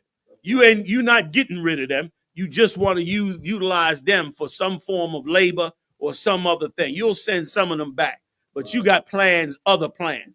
You don't want to get us up out the land. You just want us back in slavery. You don't want to ship us off somewhere. You just want to put us in labor camps all around the world. You see Donald Trump talking about they want to take over the Gaza Strip and move the Palestinians out. Now, what he ain't saying is that land over there, the whole reason they moving the Palestinians is because they found billions of dollars worth of natural gas and oil under the Palestinian territory, which is so like the Most High. You take them and push them into a horrible corner somewhere and prosper somewhere else on the land, and the Lord give them more wealth than you ever could imagine. And you like, oh snap, we gave them the actual best part of the land, thinking we giving them the worst part of the land. So now they want to wipe out the Palestinians. And Donald Trump want to get a piece of the action by getting down into Gaza and getting all that natural gas and all that oil up out of there. And guess who he going to be looking for to be the laborers down there? You're going to need tens of thousands of them to go dig that nonsense up out of that ground. And everybody sat up there. I remember, I know you remember this, Cap. You remember when we was out on that street battling and telling people that George Bush was, that they was all going over there to steal the oil. People was treating us like that's ridiculous, man. Ain't nobody go. Saddam got weapons of mass destruction. Ain't nobody going over there to get no oil. And come to find out, no weapons of mass destruction. They just went over there to steal the damn oil. You understand? Everybody act like it was crazy back then. That's all they doing now. They just coming to steal whatever it is they get that ain't nailed down. And thanks be to the Lord that the Father is in heaven. Because if the Father wasn't in heaven, we would never get out this hell. They would wipe us out and go on from there. Because here's why. It's not because they are a better killer than you, but they got less compassion on anything than you do. You understand? There's a killer and then there's a killer. And you a killer, no doubt. You always handle your business. But this is a different kind of killer. This is a thoughtless beast when he go to kill. And so right now he on top of the world. But that righteous killer is coming real soon with 200,000 angels to set this earth back right the way it's supposed to be.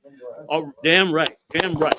Come on, Ra'am. Hit me, man. I'm going fast as I can to get as much in as I could. Go ahead. Verse 11. Therefore, they did set over them taskmasters. They set over them taskmasters. Go ahead. To afflict them with their burdens. To put more hell on us with our burden. To treat us worse. To put pressure on us. And you're going to see a lot of that coming. Everything, all of a sudden, $13 for eggs. Right.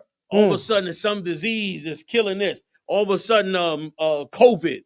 All of a sudden, all these things to make our life ridiculously hell. All of a sudden, there's no money for nothing. No jobs for nothing. Everything is a struggle now. Everything is survival for everybody. And that's all that is manufactured. It's the richest country in the world. More wealth than anybody, more wealth than China. Okay? More wealth than anybody on the earth. They can snap their fingers and change whole countries overnight. They ain't even got to work hard. All they got to do is say, this is what we want, and boop, it get changed. That's right. Okay? That's how much power they dealing with. But yet, they act like it's such a struggle. It's, food prices are rising up, and this and then that. That's that. That's this scripture we reading right here. Go ahead, Ak. Verse 11. And they built for Pharaoh treasure cities. It's another powerful step. They built for Pharaoh treasure cities. When they get ready to get up in these cities and lock up tens of thousands of our brothers in these cities, the plan is to turn these cities into big-time money makers for Donald Trump, called treasure cities, to bring back all the wealth of New York. And here's why it's not treasure cities. It's not treasure cities because the people who's supposed to only be slaves, those people have somehow figured out how to get a piece of the action. Right. And they don't like it. And so what they want is you out the way so they can get back to gobbling up every crumb on the table and having you, humbled in poverty and begging and beseeching and quiet and so forth and so on. That's why, brother, I thank the Lord for every brother and sister that was selling drugs in this kingdom and came out of it. Like, you don't know, the CIA been running drugs in these cities for the last 60 years and getting rich and financing whole countries off of dope money while the brothers and sisters is going to the graveyard, going to the prison house, living in poverty, destroying their own neighborhood. So when you come up out of that, brother, thank the Most High. Thank the Lord that you escaped, because you really escaped something horrible. That's right. That you didn't even know you was a part of. That he makes records and gaslights us every day that it's something wonderful and beautiful. Now come to find out, Puff Daddy get caught, and now we really find out it was really a horror show that they was fronting like it was, what's the name of that song when he put on that plastic suit, him and Mace? Something like, there's like a prosperous song. What's the name of that song? Huh? That's it. That's the one. More money, more problems. They ain't talking like, man, we got so much money, but it just bringing us more problems. The money is so good that we got more problems. That's one. There's a whole bunch of them like that. That was to propagandize our mind, man. To say, yes, selling these drugs you just gonna make so much money. Right. You're just gonna be so fly, but you're gonna have other problems too. You gotta take the good with the bad. That's called brainwash. It had our brothers brainwashed, and so they ran out there and put their whole heart into it, and Esau was playing. So that's why what you do in this truth is so important, because you give brothers a chance to escape that world and to repent from that world, be brand new, and carry the Most High's word on and save other brothers. Like that experience that you had in that world, that experience, you get to carry that experience to other cats who in that world who ain't gonna otherwise understand nobody but you. They only gonna understand you. And so the fact that you can say that to them and bring them out of that world, Barakatah Yahweh Hashem Yahweh Shah for that. You understand? Because we're gonna need each other in 2 seconds. Come on, Ra'am, hit me. Come. Verse 11. And they built for Pharaoh treasure cities. Go ahead. Python and Ramesses. Verse 12. But the more they afflicted them the more they multiplied and grew. This is what you got to see spiritual. As you see this hell breaking out, smile. Because the more they, read it again. But the more they afflicted them, the more they multiplied and grew. The more we multiply and grow. Now they getting ready to, they getting ready to try to wipe out our tribes. That's right. They're getting ready to try to cut us off. You understand? They're getting ready to try to starve us. Before you know it, Issacharites will be in cages picking fruit again. Okay. You understand? For the price of a candy bar a month. And they'll be doing that again. But what's going to happen? We're going to still prosper. They're going to find ways to get their wives into them jails. Right. They're going to find ways to see their children. They're going to have find ways to get their wives pregnant. They're going to prosper with their kids. And one of them, I'm about to play a tape of one, brother. But before I play it, I'm gonna tell you what else they just came out with. They said they came out with that Issacharites families are signing their children over to black women. That's unheard of. Good night. They signing the children over to black women so that the women can be guardians so they can go to school and pick up the kids. Because if the parents go to school, ICE be waiting for them and snatching them up, leaving their kid out there with nobody to take care of. And especially since Donald Trump turned around and said, you know, I don't care whether they're criminal or not. If they're an illegal immigrant, I'm getting them out. Remember, it was supposed to be just criminal. All these rapists and all this bullshit. But once that didn't stand, now he got to turn around and get rid of all of them. So what we seeing now is some unprecedented righteousness. Like this, let me tell you something. This is such a spiritual time. Like because of the pressure that this animal put on our people, we are forced to put our trust in each other, which is an amazing thing. Like for Issacharite, who the tribe of Issachar raised their babies, brother. They don't play that. Them women cross the street with 2-3 babies in their hands. You understand? So, you know, the fact that they sign those babies over to black women and trust them with their babies, and listen, sign them over as guardians so that if they get deported, that baby has to stay with that black woman. She got to raise that baby. And the sisters are doing it. The sisters are like, you understand? And they doing one more. They fighting the ICE agents that try to take these babies away. Now, there's one tape out there, brother, that I cannot find. But it is a tape like you never seen before. This black woman out is sitting there bawling. I mean, bawling.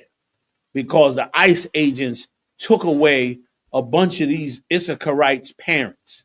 And she's sitting there with these Issacharites out bawling at the fact that they would do something like this to these children. She started describing it. She said, these are my children in my class, and they so wonderful, and they so kind, and they studying and going and all that. That tape I don't have. So maybe at another occasion. But this tape, I've been wanting to play this tape. You got the Shapar and the Posh tape? Let me see which one. It should say from Shapar and the Posh. Shapar got this tape for me. It says Mexican sister. Come take a look. Oh shit! I'm sorry. Oh, that's one. Is that the same one as this one? It is. Yeah, plaid shirt. That's it. Come on with it. Oh, Thawada sis. Oh, you found it. Oh my God, Thawada. Okay, we're gonna play two. I'm gonna send this tape. I'm gonna send it to you, Malquab. You send this to him. All right. We're gonna show the real deal now. You know what I mean? And listen, and I'm showing this to you because in the spirit, I'm telling you that what the Lord wants is you to have this compassion on your brothers. And know this, for all those that hate us and think we should not care about our Latino tribe, trust me when I tell you, in 2 seconds, you are going to need those Latino tribes. Because this animal right here is definitely got us in his crosshair. All right, you ready? You ready, Cap? This will be the second one that's coming to you right now. Go ahead and roll it out. Because no words can really express the appreciation I have for the Black community right now. Pause that. I've never seen that before in all my time in the truth. I've never seen the Latino tribes come out and say we have appreciation for the black community. They've never had a reason to say it. They've never thought they was obligated to say it. It was always just a few individuals who said that they loved, their black brother or was down with their brothers. But as a community, they have never done it, and we have never done it for them. Like that, like we've never had us all coming together like that. But the Most High power, the Most High, He turned that heat up, brother. Them tribes go whoop. It's like melting steel together, and that's exactly what's happening. Go ahead, my partner. And that's heavy. So Loud, what you brother, just loud. Salaki, so I just want to say that's heavy what you bringing out. We was just down in Little Village last week sometime, and the sisters they was at the state representative office, and they hawked us down and came and we actually did a interview on it. You know what I'm saying? And the sister, sir. And we actually did an interview on it, and the sister was just I never saw so much appreciation from the Issacharites ever. You know what I'm saying? Because Esau, he make us believe that we enemies. Right. Like he make everybody worship him. But then when he turned on you, you realize, damn, I never was backed up by him. He never gave a damn about me. So you start looking around and seeing, well, who's gonna have mercy on me and mine? And then you find Jake. Jake always understanding, or vice versa. Issachar always understanding. It's different in a lot of other states, but brother, I grew up in New York City with the tribe of Ephraim. I mean, door to door, black here, Latino, black, just like that, door to door in the projects, all that. And brother, we was one in there. We came together when it was something we had to deal with. We came together as one. We had our differences. You know what I'm saying? Because we believe we was two different people in our ignorance. But when it came to some issues, we was one. You are not going to tell me, I lived it. So I know when that pressure get on, I already know what the other tribes is getting ready to do. And I already know what the tribe of Judah is getting ready to do. They're going to come together. I'm saying this off experience, not to mention the biblical prophecy of what's going to happen. You know what I'm saying? Come on and roll that. Thank you so much from the bottom of my heart. And I know I'm speaking on behalf of many Mexicans right now. Okay. You guys, if you guys don't know, they're coming into our schools and they're taking our children. That way, when the parents come up to pick up the kids, they deport them. That's a monster right there. It's an absolute monster. Go ahead, Slug. The black community, guys, black women teachers, that's all I've seen so far, black women teachers. I'm sure there's some black male teachers, but black women teachers are saying they're willing to fight for our kids. Pause that. I want to be a preacher. I want to be a judge. I want to be, what's the name of that new movie out? The 88 or some shit like that with them black women in the military with them man uniform. What's it called? The 80 something or something? The triple double 8 or something? Sound like a poker game. You understand? They done taught our women to want to be all that. When this is what our women was always supposed to be. You understand? They got our women thinking she should. Imagine you becoming a soldier in the U.S. Imagine you right now in the U.S. military right now. And they shipping Issachar out because they coming to the streets next. Oh, they're going to have military on the border. They're going to bring military in the streets. In 2 seconds, you're going to have military soldiers all on the streets of Chicago. And now all those blacks and Latinos, women who thought that they was going to be all they could be, all them black women cops and all that, come to find out you had the stupidest job in the world. That the Lord gave you a way better job. The Lord gave you a job for you to be glorified by all 12 tribes as somebody greater than the average person. As the way she talking about black women now, brother, is like they willing to fight for our babies. Like she shot. She can't even believe that they willing to go there. Those are how black women supposed to be raised. You understand? In the Israelite school of UBK, we raises them type of women. Man, sisters that love them babies and take care of them kids, that will not kill them in the abortion clinic, that'll have compassion for their brothers and sisters' children in what they go through. That believe in feeding and taking care of men, believe in doing really righteous acts that make the men of the Most High more powerful than anything you've ever seen. Huh? So give it up, man, for all the tribes of women, but mainly for that black woman. You know what I'm saying? For what she's done. Finish playing it for me. Huh? We'll come on back to you, Ron. I don't think you understand what that means. I don't think you understand what level of sacrifice that is. We all know through history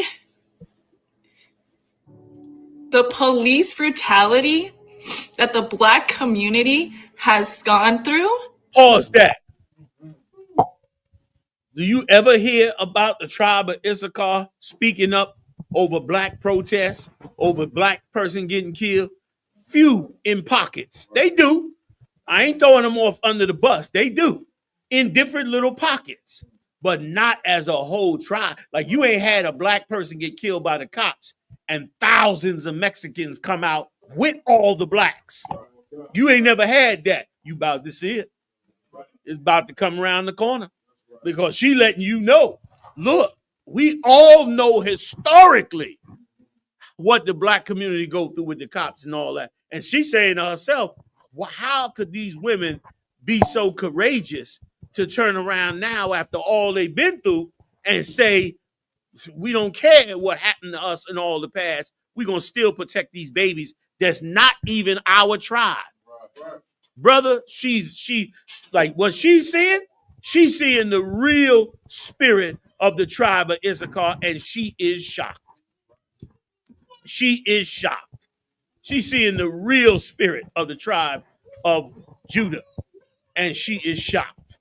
She's seeing how it's really supposed to go down, and she is shocked. Go ahead, Op. They're basically, gosh, I really. You sure? Okay, that's it on that.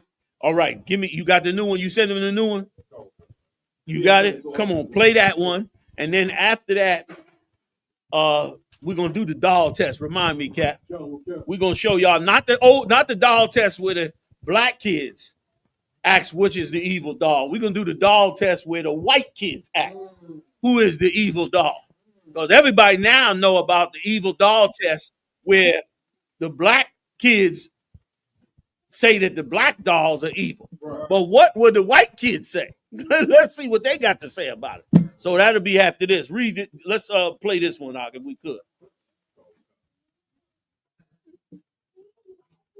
Hello, TikTok. I am a little emotional right now. I am a teacher in Mississippi.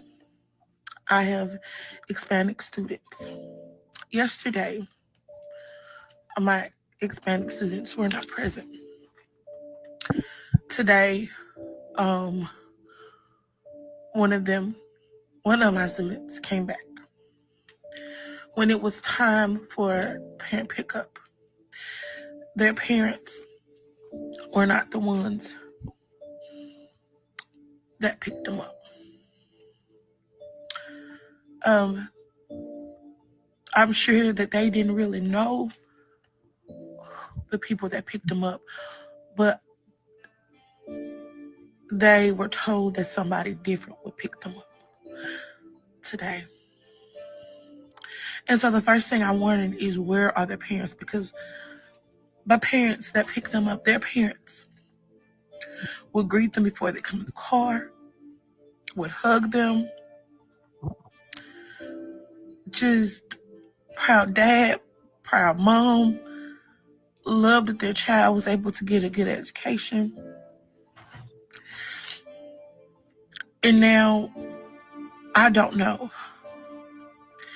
I'm so heartbroken. And I'm so scared for them. Pause that. You hear her? She got nothing but compassion for the tribe of Issachar. Brother, if we do that across all tribe lines, man, I'm trying to tell you, we're gonna be a people that's just gonna be unstoppable. You understand? That's gonna be unstoppable. Not, and let me tell you what this does. If you get enough sisters that act like this for the tribe of Issachar, it's gonna make sisters act like this for the tribe of Judah. Like, it's gonna make these sisters learn how to love black kids too, because they're gonna start to say to themselves, "Well, I know I cried for these kids. I should cry for black kids too." Right. Like for all the idiots out there that's teaching, that's telling us we should not worry about the Mexicans. We should not care about the Mexicans. They don't care about us. They don't understand what the Lord is doing. They don't understand that the Lord is showing these sisters how to have compassion through these Issachar and how to bring that compassion back to their own. Like they are changing. The Lord is changing what it is we should care about and changing what it is our sisters should care about. And let me tell you something. It may not look like it now, but that right there, that's money in the bank in the future. That's money in the bank in the future for all the 12 tribes. If you could understand what the Lord does. Give me some more. And I understand that we all have laws and we must all follow them. But these little children being without their mom or their fathers, what did they do wrong?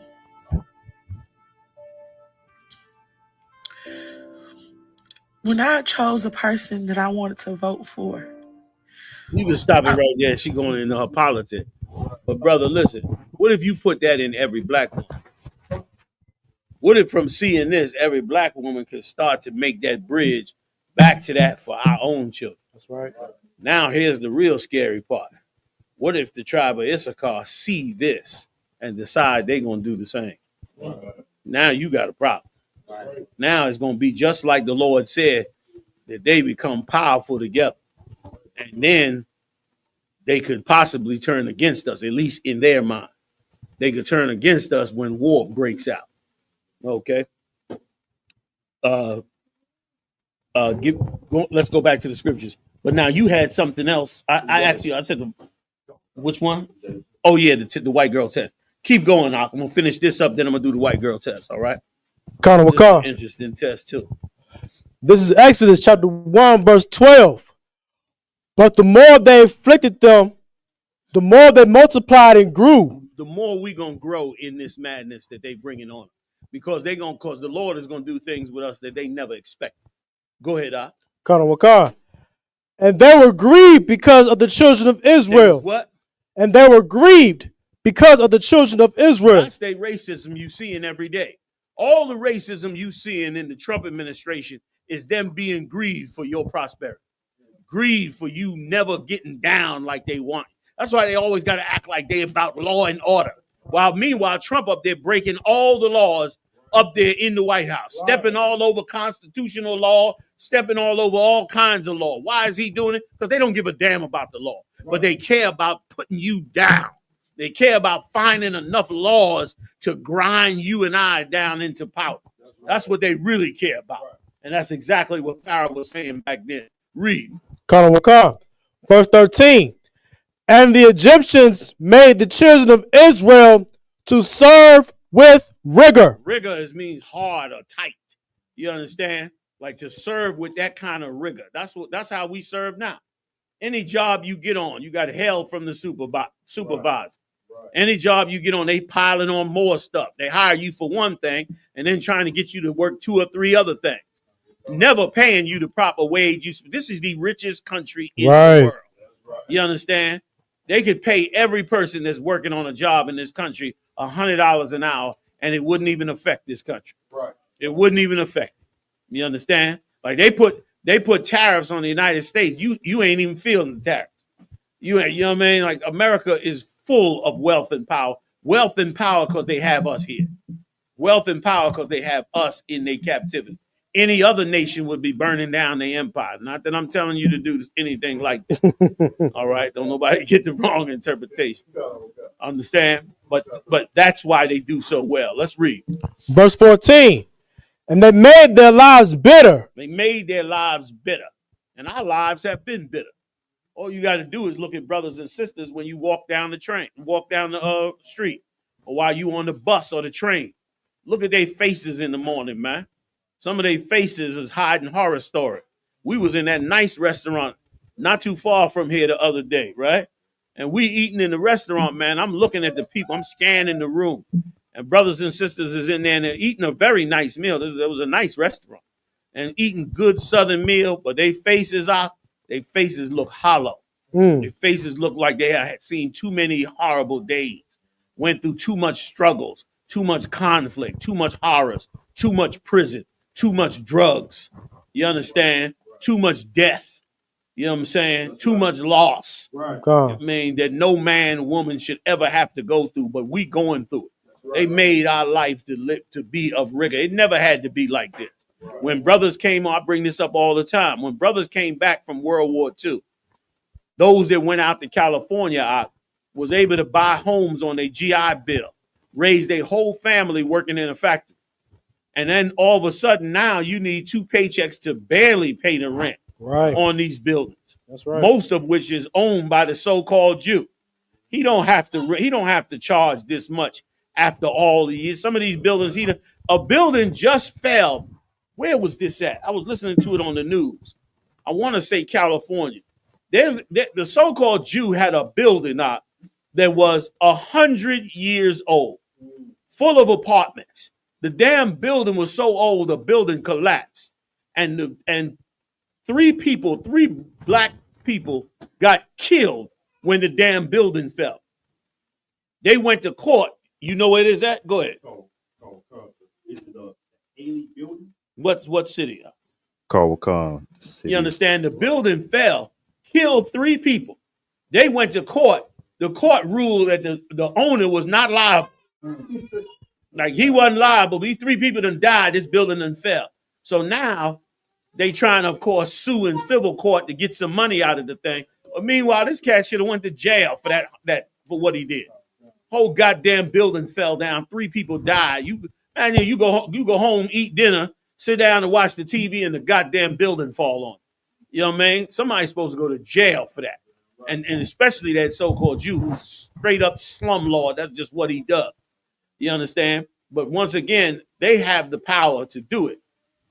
But yet don't do it. But the Lord gonna do it. And it's gonna be beautiful. And it's gonna happen because we come together and refuse to fall up under this man. Like after a while, we're gonna get a smell for freedom. If these tribes come together, we're gonna get a smell for freedom. What do I mean? We're gonna get a smell for not wanting to be under no heathens. We ain't gonna want to shop in their stores. We ain't gonna want them as our landlords. We ain't gonna want to buy our clothes from them. We're gonna be like, where's the black gas station? You're gonna go into a city and the black gas station is gonna be 3 blocks long, and every other gas station gonna be empty. And they're gonna be like, why y'all all shopping at this gas? Because a black man owned that gas station. And you know, black people, when we get down, when we get ready, oh my God, we a problem. We find something to stick on it forever. You know what I mean? And have an attitude if you question us about it. You know what I'm saying? And that's what's gonna happen. When we get that taste for that, then you're gonna see things change rapidly.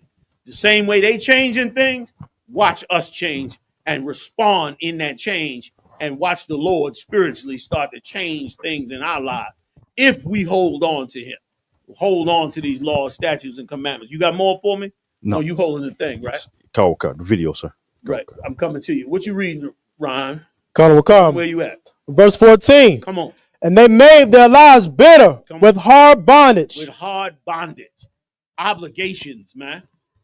Your lease, where you live. The contract on how long you're gonna be on certain jobs. You know what I'm saying? Made your life like bondage. Go ahead. In mortar. That's why black people always talking and joking about the bills. They bills, because them bills is how they keep you in bondage. Keep rising the gas bill, keep rising the electric bill, keep rising. They know you need these things to function, Yet they rise the bill up and act like, well, it's up to you. You don't have to. When of course you have to if you're going to live functionally in this society. Go ahead, Connor Wakar. You was going to say something? If I may. Please, Ron. Lamont Slug. It's up to you. As long as you loud, that's all. Like what you talking about, like the bills and stuff like that, and black people making jokes about it. If I may, is like a lot of black people make jokes about like the bills or the hardships to ease the pain. Right. You feel my point? Because once, comedian, if I can join in, comedians always joke about how we don't pay no bill, how we don't answer the bill collector. They make them jokes all the time, and it be true. Right. It be true because of the constant oppression put on us in this hell. Like you gonna have to accept living in a hellhole, or you got to pay these bills. Right. And of course, in many cases, we can't do both. Salakia, go ahead. I didn't mean to cut you off. You already my point. Oh shit. Sorry about that. I didn't mean to do that. Go ahead, Ryan. Verse 14. And they made their lives bitter with hard bondage in mortar and in brick. Come on. And in all manner of service in the field. All manner of service in the field, which is what we are. We're servants in the field. For everything that makes their empire great, we are servants in the field. Go ahead. All their service wherein they made them serve was with rigor. Go ahead. Verse 15. And the king of Egypt spake to the Hebrew midwives, of which the name of one was Sephora. Go ahead. And the name of the other Pua. Go ahead. Verse 16. And he said, when do you do the office of a midwife to the Hebrew? For every rotten ass, excuse my French, but for every rotten ass Christian preacher that said abortion is not in the Bible, you a damn liar. Damn right. I'm reading it right now. Go ahead, I'm going to start from the top. Verse 16. Take it from where you at. Come.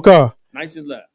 And when you do the office of a midwife to the Hebrew woman and see them upon the stools, if it be a son, then ye shall kill him. That's what Pharaoh called for our babies to be killed. Right. They ain't gonna stop the abortion. They're gonna have them in certain states, but they're gonna stop white people from having them abortions and try to keep their 60% while they keep killing our babies. Go ahead. And they really been doing, I don't know what they doing, but they've been doing something against us because our women used to have 10 to 13 babies all the time. Back in the 70s, they sent a memo to Nixon about how many babies we having. They said he opened up the memo. They got it on tape. He opened up the memo and said, oh my God.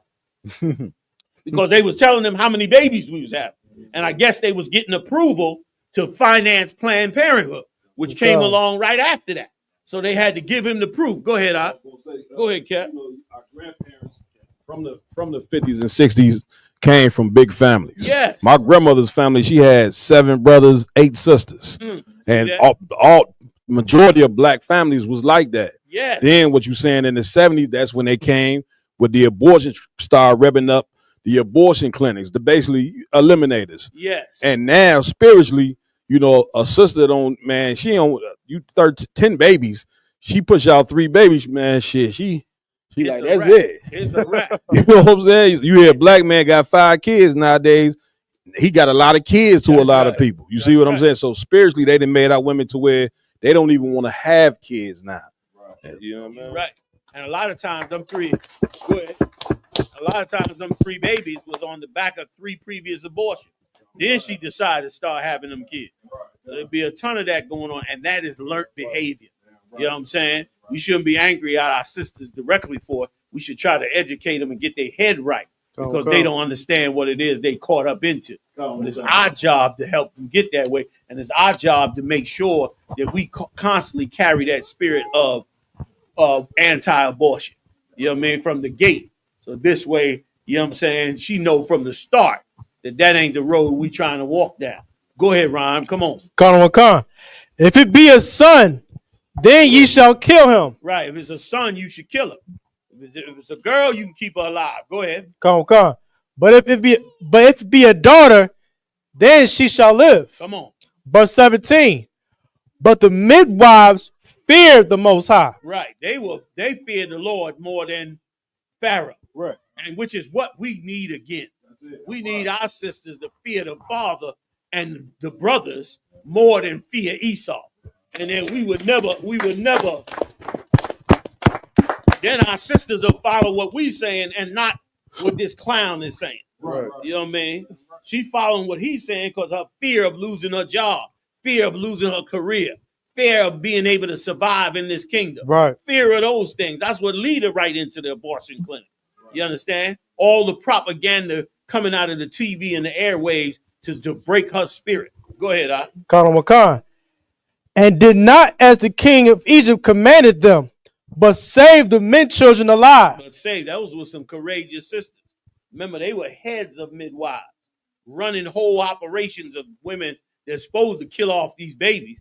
And instead, they letting them go ahead and rock, had the babies and ain't blocking them at all.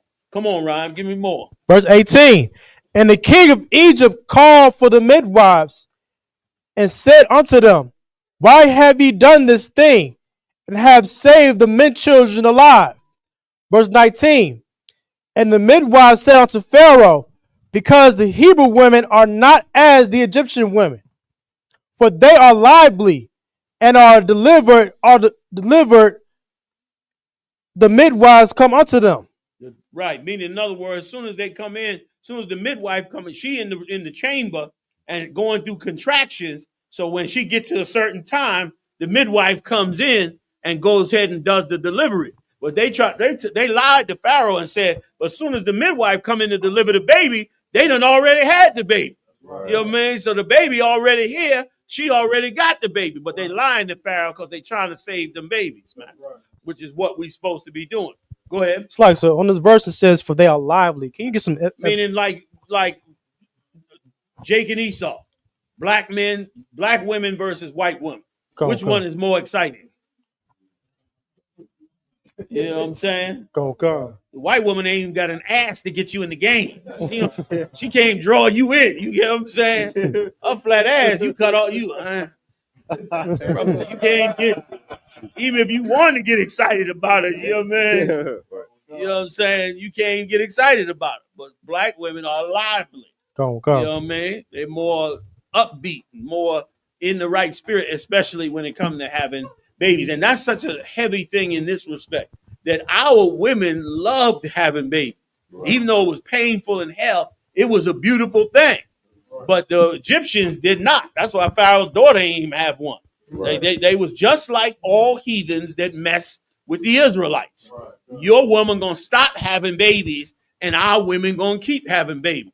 You get our women out of the abortion clinic right now, and we be having so many babies, the white woman will be furious. Right. At how many babies, bear with me, I'm coming to you. The white women will be furious on how many babies we'll start having and how prosper we would. And then their lives will get better. They'll have babies, they got sons, they got help. You know what I'm saying? Husband ain't home or whatever the case is. She got help. She got kids and sons and young men to help her. Her sister got sons and young men to help. You know what I'm saying? Right. She coming up around, you come up in a family with 10 siblings, like you said, all them siblings having kids. I mean, you basically got your own community right there. And that's how we were coming up. Whereas the Egyptians were so sophisticated.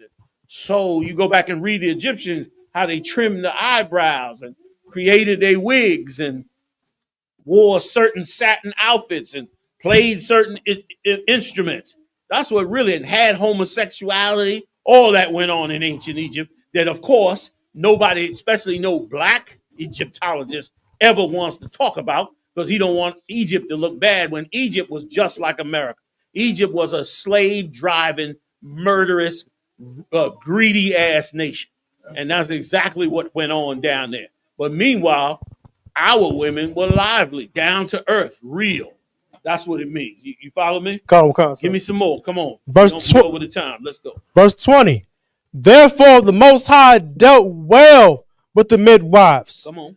And the people multiplied and waxed very mighty. The people got more mighty. Right. More mighty. Why? Because she would not let them kill them babies, which is once again a bad lesson that we let them get in on. And they got in on it under Jesse Jackson and Al Sharpton and those leaders. They came out when Jesse Jackson ran for president. I'll never forget it as long as I live. That's when he changed his stance. Before that, he was saying that abortion was genocide on the black community. When he went to go run for president, all of a sudden a woman has a choice. And then from then on, women were killing our babies. And just this last year, we took them statistics between blacks and Latinos, 750,000 abortions in America. They are now opening up what they call super abortion clinics. And they anticipate, that's right. Go look it up. Detroit just opened up the first super abortion clinic. And they turned around and said, we anticipate to have up to 11,000 abortions a year in this one unit. That's what the super abortion clinics are going to be. Get 10 of those out. 10 of those clinics out, you got 100,000 off of the clip, just off of those super abortion clinics. Like what they doing to us. And here's the other part, if I could, which is why it's so important. It was part of our survival, according to the Bible. Right. Not killing our babies is a direct part of our survival. But in our subconscious, having those babies means no money to feed them, no clothes to clothe them. You understand? When we lost the ability to think about hand-me-downs, we thought we lost that ability to think that way. And because of it, we think it's too much on us. And here's something else. That mindset is what kills the spirit on black women. Right. They'll say it all day. I don't want all those kids. I don't want all that headache. I want to get my career and blah, blah, blah, blah, blah. Meanwhile, what's Oprah Winfrey's girlfriend name? Gail King. She just come out with it, how miserable and horrible life she's having at home. This broad is 60-something years old, wealthy as she could be, got all the plastic surgery she ever want, and she's as miserable as she could possibly be. But she got no children, no husband, no family life, no connection, no legacy to leave, none of those things. But so busy being caught up into Esau's mindset of having a so-called prosperous career. Right. What makes a woman, what helps make a woman feel wonderful when she's sitting on that couch and she got 4 big, strong sons to take out the trash, to wash the dishes, to take the dog for a walk, to all y'all go over there and take care of the neighbors. Tomorrow morning, y'all get down there and find out why that girl smacked your sister. Like, that's what she's supposed to be able to do. Right. She's supposed to be able to rule her household just like the Lord said in Proverbs 31. We lost all of that listening to this animal that's ruling over us. And so now we're trying to start again. You want to know if what I'm saying is true? No problem. Wait till Friday night. I tell brothers this all the time. Wait till Friday night, about 9:30-ish, 9 o'clock. Go down to the Chinese restaurant and just stand out there. Just stand in front of the Chinese restaurant and watch the stream of black men go in there and have to eat that slop that them Chinese got to cook. They cook the rice early in the morning, and then they heat it up for everybody as they go on. That fried rice you eating, they cook that rice early in the morning, sometime the night before. Then they heating it up in the wok with the vegetables, and they pour that slop on you. General Tso's chicken, who knows what's in that dumpling dough that chicken is wrapped up in, feeding us that 3rd grade slop. And does anybody know what monosodium glutamate? First of all, does anybody know who created monosodium glutamate? It was created by the Japanese. And guess why the Japanese created it? Monosodium glutamate is a salt chemical that's designed to make you able to eat rotten food after it's turned rotten. Like, you could take rotten food, fill it with monosodium glutamate, cook it, and the person eating it will not be able to tell that this is rotten food. Not be able to tell, not be able to smell, any of those things. Then they, of course, sold it to everybody as a salt additive, when really it was used in the concentration camps in Japan on the American soldiers so that they could feed them old, rotten, sloppy food with monosodium glutamate in it. Like, that was the way they was going to get that food to them. Like, that was the horror we went through. We lost us and we got to get back to us. And it takes all tribes to bring all the parts of what it is the nation of Israel really is together. Real quick, I know I'm over the time, fam. I so want to get this to y'all. I'm gonna stop talking right after Ryan finishes, because I want to get one more tape to you about the dolls, and then one more, maybe two more quick tapes, and we out of here. Go ahead. Oh, Sluck. Verse 21. And it came to pass, because the midwives feared the Most High, that he made them houses. Verse 22. And Pharaoh charged all his people, saying, every son that is born, ye shall be cast into the river, and every daughter ye shall save alive. Now understand the was because Donald Trump is creating that atmosphere on us.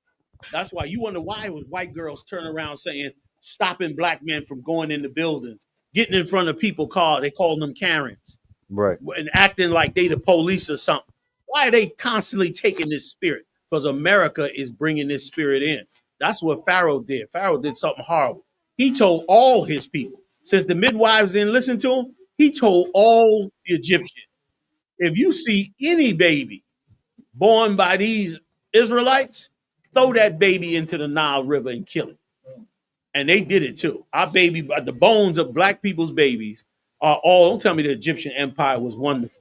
The bones of black people's babies is lined up down the Nile River right now. You can go dig up what's left of their own bones in the bottom of the Nile River, because they had a whole policy of throwing our babies in the river when we had them born. That was their idea of population control, and that was their idea of keeping us down so they could be on top. Now, here's the $1 million question before I leave this issue. What happened after they started throwing our babies in the river? Go ahead, Mapatazar. Did they start having sex with our women? Nope. What happened after they threw our babies in the river? It's like, so we stopped having children after that. That's true, but to a degree, but something greater happened. What was the great thing that happened after they started throwing our babies in the river? Wildlife and whatnot. Come on, y'all missing it, scholars. Something amazing happened. Remember, they put us in hell. They made us work hard. They stripped us of everything. They started killing our babies. They was in full mode to put us underneath them. Apatazar, give it to me. Did they children start dying off? Give it to me. So like so, we got a leader out of that. Moses came. Thank you, brother. Thank you. Damn. Moses was born. Moses was born, and he was born to a mother who was in the right spirit, who would not let her son die in that damn river. And she camouflaged a basket, put him in the basket, and sent him down that river to knowing. Remember, she coming. This is so heavy. She's coming to this river every day, knowing that Pharaoh's daughter comes out to that river. And from far off, she's watching Pharaoh's daughter, this super rich Egyptian woman. Right. And just from watching her, she could tell that this woman don't have no children. Right. And that she's depressed for not having no children. And when she had her baby, she did just like them Issacharites are doing to black women. She said, I'm going to put this boy in this manger, and I'm going to send my husband halfway down the river and cover him up and send him down the river, and I'm going to watch it. I could imagine the tears she must have cried sending her son down that goddamn river, hoping that this filthy Egyptian, who's part of the people who's killing her own people, hoping that she would draw him out. And she was smart. That was a smart woman to make a play like that. And the Lord was with her. And that Egyptian pulled Moses up out of that manger. And that was the beginning of the end of the Egyptian empire. He come up out that river. That was the beginning of the end. Y'all gonna let me play two more quick ones? Two more quick ones, all right? Not this one. First, give me the other one that I asked for. Sir. Slight, sir. Is that the Guantanamo Bay? No, that's the one where he betrayed the Venezuelans. It's called Florida Gets Rude Awakening. Cole, could you send the Captain McQuarrie, Well, sure. Cap, I sent this one, so you should have it. One of the ones I sent you, right? Cause I don't see it on here though, sir. I don't see it. You already got it, right, Cap? Yeah. All right, he gonna send it to you. Matter of fact, maybe let's just go ahead and do the doll test. Cool. If y'all want to take a second, I'll come back on the Venezuela. Cool. Now remember, how many of y'all familiar? Anybody not familiar with the doll test with black babies? Everybody know about it, right? All right. Well, this is when they did the doll test with white babies. Let's take a peek. Come on with it. Sure. That's all right, Mount Quad. We'll hold off. I think we way over the time right now. Oh yeah, we ridiculously over the time. This will be it. Cool. Let's play it. So show me the smart child. Okay, why is she the smart child? Because she looks like me. Okay. Show me the mean child. Okay, why is she the mean child? Because she's way darker. Okay. Show me the good child. Why is she the good child? Because I think she looks like me. Okay. Wait a minute, did you hear that? Because I think she looks like me. Like she got a healthy sense of self-esteem. Right. He thinks she look like me because I think I'm a good child. Right. Ooh, we are. Come on. Show me the bad child. Ooh. Why is she the bad child? Oh, you dark-skinned tribe. The white man see you as the bad child. Right. Come on. She's a lot darker. Show me the ugly child. Why is she the ugly child? Because she's like a lot darker. What do you think? Shocking to you? I just think it's because she's not exposed. I mean, you're almost near tears. Oh my God. She shook up. Her mama shook. Upset you. What's upsetting you? it's not really upsetting. I mean, everything she said, she chose someone like her because she's smart, and she is. All the good attributes. She's Yeah. got a healthy ego. That looks like And me. as That kid's far- like me. And as far as the one she chose for, being ugly or mean, I mean, you can't even see any facial features in that one. But she has never asked about any, color. As far as, Like this, why you can't listen to white people. The spin goes on. Like she gonna try to spin this into something else. Go ahead, play a little bit more. plays with friends. And when we were talking about, we were actually going to soccer, where there's all different kinds of people there. Oh, is that? And she don't even realize she's raising a racist because she's a racist. Damn right. You understand? Right. Like she think because she go to soccer with all the tribes, that means her kid ain't no racist. Right. Her kid hates black people Come and on. gonna grow up in a soul to hate black. Even if she grow up with black friends or whatever, deep down in her innocent soul, she hates black people. Now here's the sad truth. When they did the doll test with black kids, they hated black people too. So if black people hate black people and white people hate black people, you ain't got a chance in hell unless we change the mind of black people, Latino people, and Native Indian people. You understand? And that's why what Donald Trump is doing is good for us. It's good for us that our Issakarite brothers need us. And it's even greater if we come to their rescue. When we become the good Samaritan, we are greater than them all, and it is what Christ required. You understand? Let us take that lesson, man. Bring these 12 tribes together, man. Let's shake the world in the name of Yahweh Shai. One of y'all for coming out, man. What?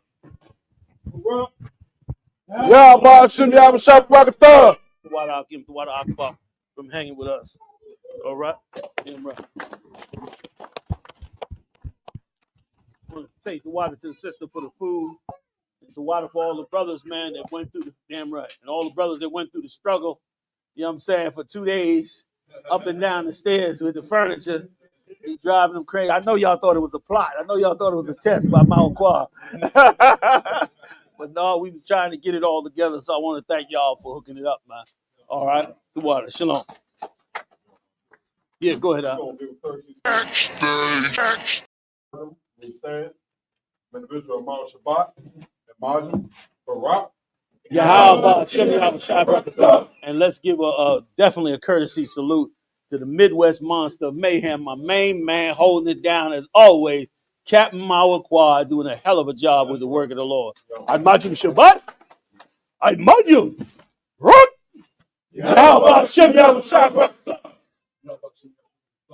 Most High and correct. Yajim Top. Dismissed. Right.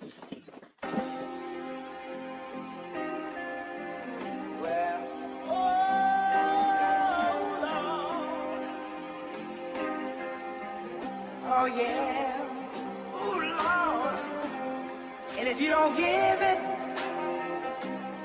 you won't get it. That's right. I give her all my love. Hey, run that shit up, Trace. I came from the streets to the shy, where wicked and evil collide. If it was illegal, we tried ambition to get us a piece of the pie. Had so many demons inside, was dim in the gleam of my eye, killing my innocence. All of my vision, I'm reading the sign and seeing demise. We've been deprived the basic necessities, that and cocaine, a satanic recipe. Refusing to claim it as destiny, sins of the fatherly children in jeopardy. The family addiction affected me, affliction of prison, the death of me. Not even the thought of my legacy, living in hell, how you hating your pedigree. Been definitely holding the grudge, letting it go cause no hoe is in us. If we don't connect, then you know what it was. One West and no cowards is rolling with us. Steps was all in the mud, feeling the pain like salt in the cut. The blessing is all of these lessons, no question. We taught them in blood, it's all for the love. Yeah. The blessing is all of these lessons, no question. We taught them in blood, it's all for the love. The blessing is all of these lessons, no question. We taught them in blood, it's all for the love. I get an honor to Commander General Yahanna for being the armor, protecting the message, delivered the Abba, straight from the Father. He gave it to you, ain't making excuse. Though Satan is loose, kept lacing his boots, training and raising the troops, perfecting the method of 7 1 West in the hairs was able to prove. Ain't stressing them niggas that never can step in the stand and stating the truth. My people could never imagine the hardest of winners you lasted. Extending the realest compassion for niggas that should have been fitted for caskets. How could you ever ignore the nigga who slept on the floor and was ready for war? Whenever it called, better this weapon is drawn. Election is sure, edging this war, front of projects of the Bronx. Now representing the Lord, the water for blessing us all.